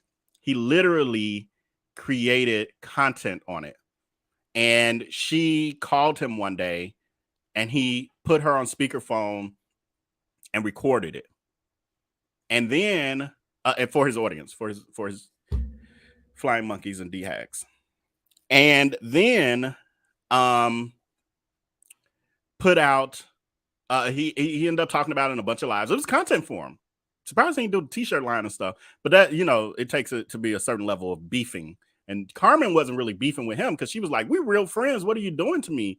Why are you talking about this? Why don't you just not say anything? And so he goes on one day, and I was like, he is just a horrible person. He goes on one day to say, I'm talking about it because I know I talked to her and had a conversation, and I feel like she told me I could talk about it. Yeah. I think she told me I can talk about it. No, but he was doing it in a very sarcastic way. She hadn't told him she wanted him to keep quiet. He had it on video with her on speakerphone, and I don't think she knew she was on speakerphone. Anyway, and so he's a horrible friend as well. But that's just one example. Just one. So, but there's still a lot of people who hang out with him and all of that. The thing is, as long as you stay a flying monkey and a hag, and everything he does is beautiful, and you don't really, sometimes they be like, oh, Darius, you need to stop. Don't be going back and forth with them. Oh, Darius, you crazy, blah, blah, blah. He can take that. That's okay. But if you be like, dude, this is not okay. You're really acting like a predator. The way you're doing this or that is not good. He's all bets are off. You're gone. He claims that he's okay with being held accountable, but we have plenty of proof that contradicts that. So anyway, I have gone on and on. This was not planned. I was only going to do a good hour and a half, 2 hours. I knew I had too many topics, but this is on my hot. It's on my hot. Because Corey, you brought this out on my hot.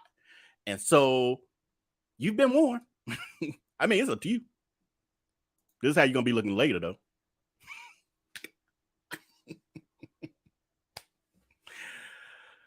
We'll see you. And I'll be adding you to the roll. You'll be the next bullet point. Corey the bartender. All right, real quickly. I ain't gonna be able to really do the comments because we got like 30 something of them. So I don't want to hold y'all. I don't know. Sometimes people have these long lives. I can get through. Okay, y'all let me know. We got 32 comments. I'm okay because hey, like Darius, I ain't got nothing to lose. I am a full-time influencer. Like I can decide when I want to get up in the morning. So if y'all want me to read the 32 comments, say yes. If not, just say good night, and then I'll wrap us up. And the majority wins. I'm good with reading the comments though. I'm good. I don't know. I got energy right now. Say I'm with you. Not next bullet. Yeah, he's gonna be the next bullet point. Okay, I think I'm saying more yeses. Oh, okay. All right, y'all with me? All right. I know because people on different I'm so in my head mentally, I'm always on East Coast time because I go between time zones.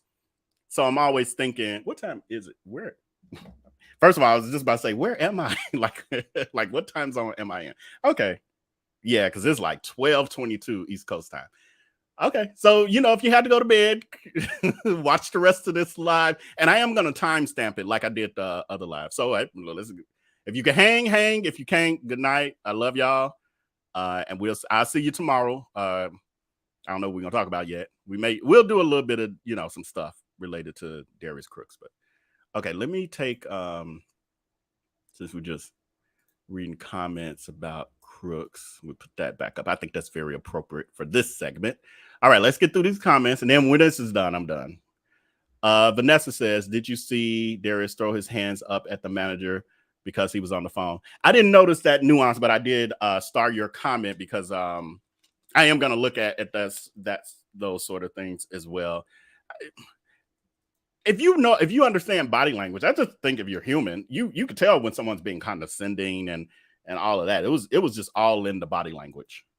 Now he will plead ignorance and act like he even went back and did a video and he watched it with his audience saying, I know what y'all saying, because there was a lot of people calling him out about it. And he's like, I know what y'all saying, but I don't see it. Like, y'all tell me, like, if I was wrong, let me know. He tries to play like he really cares when he doesn't. I feel like I had another comment that was related to that. Oh, maybe I never added it in. Okay, back to the comments. Says he has a lot of nerves. I went to his restaurant here in Chicago. I drove all the way from the South Side only to arrive with a we are sold out of food, and there is a full restaurant. Yeah, so this, and that's the irony for of all of this for me, is that he presents himself like this perfect entrepreneur, where, you know, I would respect him more in the whole situation more if he was honest about that part of it, like the struggles. He will only talk about the struggles when he can turn it into, and look how great I am now. I used to do these Dining with Darius events by myself, and now I got a team, but I could still do it by myself. Like, but talk about the real struggle of being able to do it by yourself.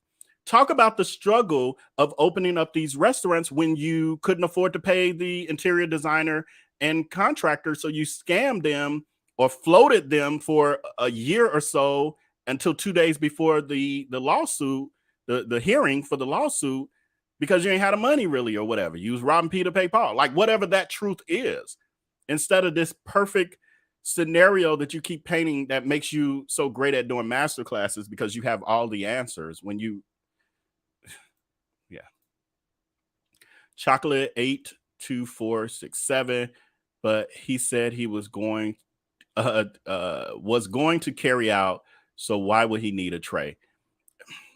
To me, that was a level of being a little difficult, considering the situation and considering it was a food court, which means, because Juanito even says in the clip, he like some of the pieces of what he was saying was really low, but he was like, oh, I thought you was going to bring back your other tray. Because there's like trays all over, and Juanito just went and grabbed one of the trays from a stack, I think, out in the open. Don't even look like he grabbed like a clean tray. Like, or it looked like they were just, I don't know, centrally located community trays or whatever.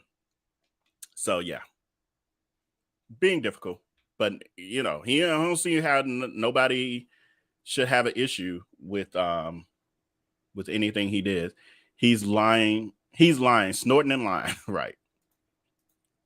I've had a new waitress and she was so nervous. I told her not to worry. She's doing a great job, and I'm very patient person. Yeah, I think many of us have had those sort of situations, and because of the fact that I have had literally, at one point I was counting, I've had like 20-something jobs since I was a teenager, like just through my life.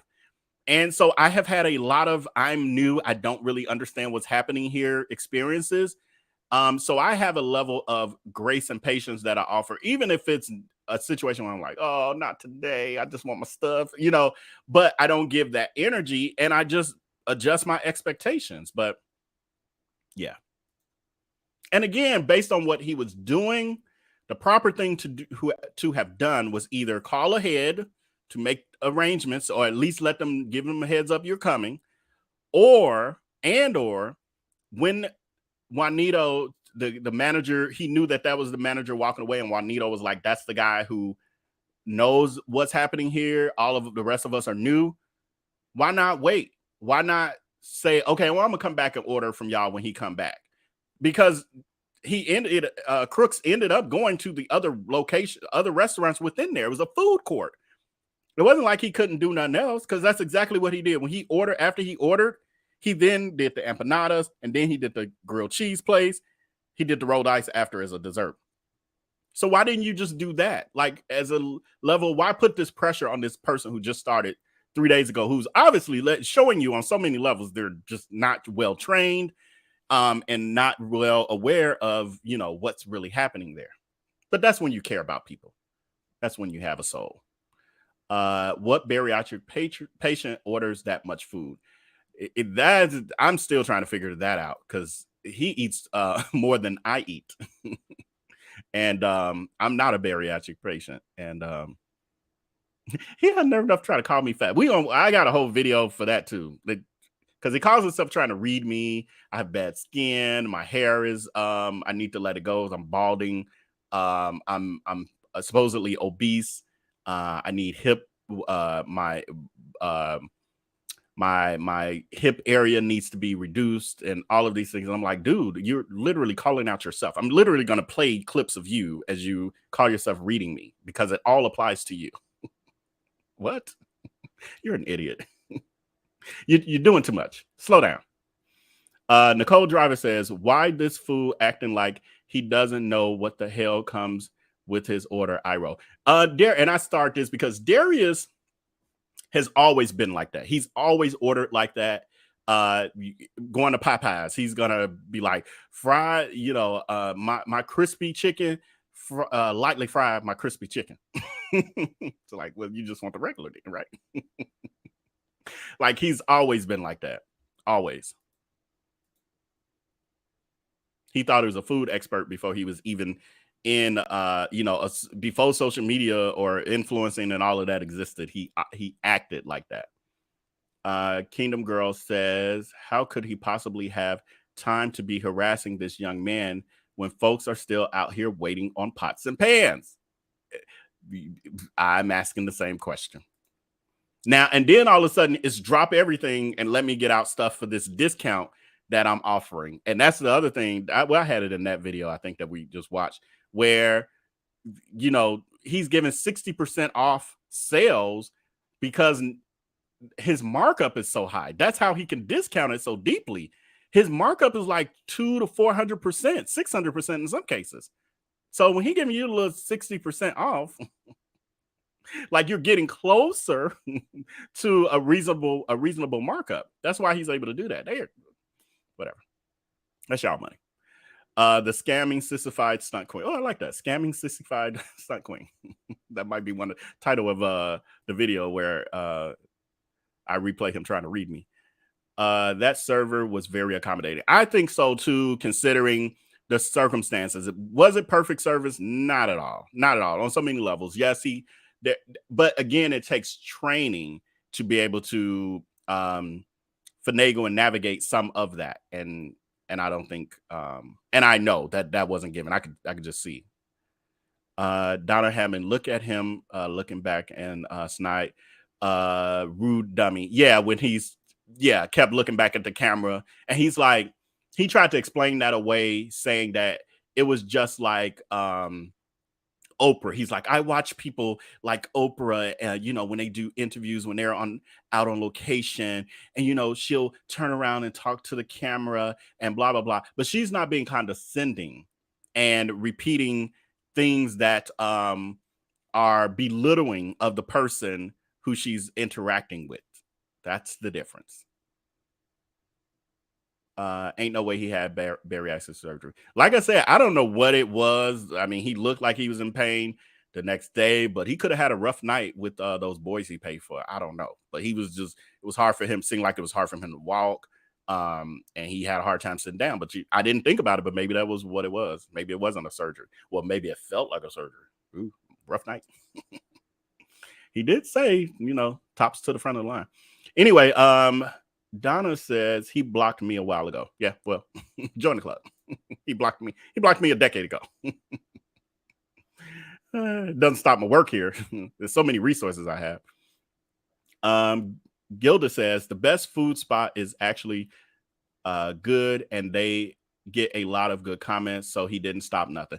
That's good. I'm really glad to hear that, Gilda, that he did not harm that restaurant's business. Just unfortunately, he harmed Juanito's employment. Felicia is saying, I don't even know him and he's coming off condescending to me. Yeah, I feel like anyone who's not blinded by being in love with him could see that. Hagation, yes. That might be one of our new words. I might do a t-shirt. Hagation. Oh yes, these flying monkeys. I remember. He ran out an entire menu of food. Oh, you're talking about his Chicago restaurant. Yeah. That restaurant, none of his restaurants will run well. And they all had health and sanitary violations. From what I'm hearing, well, I do know that he had violations.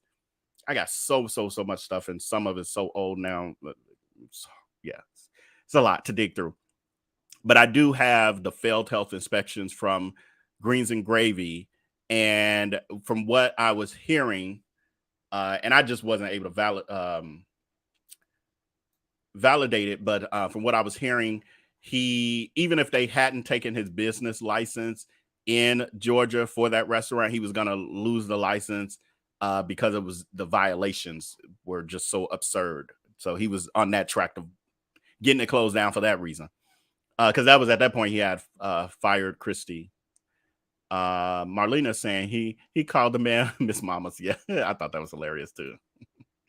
Why did he even mention that he owned a restaurant? Shaking my head. Well, because he's everyone's not gonna know the history of the restaurants. It's supposed to sound prestigious. Like, oh yeah, I used to be a restaurateur myself, and I'm successful with millions of followers, and so I'm gonna come here and grace you with my presence. Like, he leaves out a lot of pieces. Like, but yeah, and I also had national attention for being a known scammer and predator. Says Juanito did his homework, honey. Right. that read he did, it was like, oh yeah, clearly he's caught up quickly. He's definitely fools people, because I used to watch and wonder myself, why are they picking on this nice guy? Until I saw Zelle, I never knew. Yeah, and that's honestly part of the reason why I continue to do the work that I do, because as I say, there are still many people who follow him, but they don't follow him like that. They not part of the hags, flying monkeys. They're followers. They're just regular followers who don't know what happens on the IG lives, throughout the day, and where he really clowns, and they're not following him on Facebook like that. They're watching the videos maybe on TikTok or something, and they think, he's charismatic. This unhealthy food is tempting, and that's all they see. Delusional beehive sums it up. Juanito got me over here in tears. Thank you for that diamond heart. OMM means on my mama, because I didn't know. I'm old. Kim Rose says, if you can stand up and say anything, his fans, if you stand up and say anything, his fans will harass you. They still harassing me. Feel free to send me any screenshots of messages with names. I don't mind showing them. He made t-shirts and discount codes on Andrew. Yeah, the Andrew Caldwell. I forgot about that. Yep. What's the order number or something? Yeah, he gets into it with someone, and again, his way to pay them back, or pay us back, I guess, is by scamming his followers to get the hags to buy more stuff from him. They so don't see it. You just spent hundreds of dollars on him, and I'm supposed to be hurt. What they do that at? What they do that at? Stupid is as stupid does, right? He is scamming his own minions. Absolutely. Well, his minions is his scam. That's the grift. He needs that base. That's his only base. That's his only source of income or revenue. And that's why he creates this drama, because it drums them up again to repurchase or buy something they had on their list or whatever to buy, all of that. Like the whole adult toy line is meant for those hags who yearn for him, because now it's a way for them to feel intimate with him. It's a very psychological, parasocial. It's fascinating to me. It's fascinating. Darius is so uncouth. Yes, absolutely. Oh my God, I love it. Fake graphs. Yes, always. His timeline is flooded with fake graphs. Dang, a history of getting fired and evicted. He needs to sit his butt down somewhere. Yeah. Oh, there's so much more to that. Deborah is saying he's really in denial and insecure. He needs attention no matter how he gets it. Yes. If enough people drop him, he'll be lost. Yes. He'd be rich if he were honest. Yes. What a waste. Summed it up perfectly. Zelle, I would love for you to be a fly on the wall anonymously for the masterclass. Honestly, I would love to. Yeah, I would. Don't be surprised if you get a cash out from me to see what's going on. I don't know when it was or if it's past, but it'll be another one. Anytime he has this level of a beef, he does that. That's the part of the grift. So if you do that, then I will definitely secure a spot the next time. Marianne Coker, I was going to say he is making those numbers up. I don't believe he makes that kind of money. Yeah. I do believe he makes money on them for sure, but it's inflated because you let him tell it. He sold out his 2023 Dining with Darius, Dining with Diarrhea cooking events. He sold out. That's what he said. I made $2 million in 1 day or 2 days or whatever he said. I'm sold out. They're sold out. All these cities are sold out. And then we make it to 2023. So a whole year later, we make it to 2023, and he's constantly, well, now he's fake canceling, like secretly canceling these dining events because he didn't sell enough seats. You know, we did a video on that. That was our first Inventing Darius Crooks video for this new series, where he's canceling events because he's not selling, hadn't sold enough seats when you supposedly sold out all these cities last year. Like, it's a whole thing. It's a whole grift. But it's that supply and demand, because if I'm telling you, like, ooh, we almost out of tickets, you guys are, y'all love me so much. Oh my God, y'all buying these tickets like crazy. Then there's people like, ooh, I was gonna wait till next week, but I need to buy it now because I ain't gonna be able to give me a seat. That's supply and demand. Yeah. He creates the hysteria. Then he starts faking screenshots to sow his profits. Yes. Yep. I heard someone say they took the master class and he had before, and all he did was lay in bed and talk about himself. That sounds about right. And okay, the master. So, oh my God, Jesus, I would be highly pissed if I pay. I don't know what he'd be charging. I don't know if it's always $70. I think it ranges a little bit, but it's somewhere between $50 and $75. But I'd be damned if I pay you that money and then you laying in the bed calling yourself teaching me about business. First of all, get out of the goddamn bed because that's not business-like. Okay, I'm just do the because there was a couple more recent comments I just saw over live. I was trying to bring them up. Jesus, y'all got these. I mean, I ain't complaining, but so many comments. I'm gonna enjoy watching this back and catching up on whichever ones I kind of missed.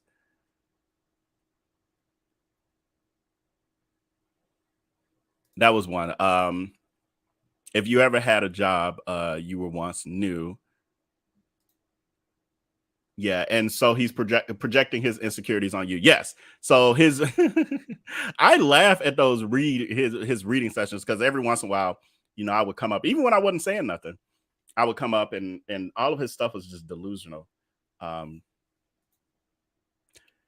he mad because they treated him the way he treats his customers like an ass. Right, exactly. Hey, Marva. So that is all I have for you this evening. I can't believe we just did 3 hours and 20 seconds. Is this our longest live? No, I think we've done 3 hours before, 3.5 hours before. But anyway, I thank all of you for being with me. And we've stayed near 200 people the entire time. So I really appreciate that.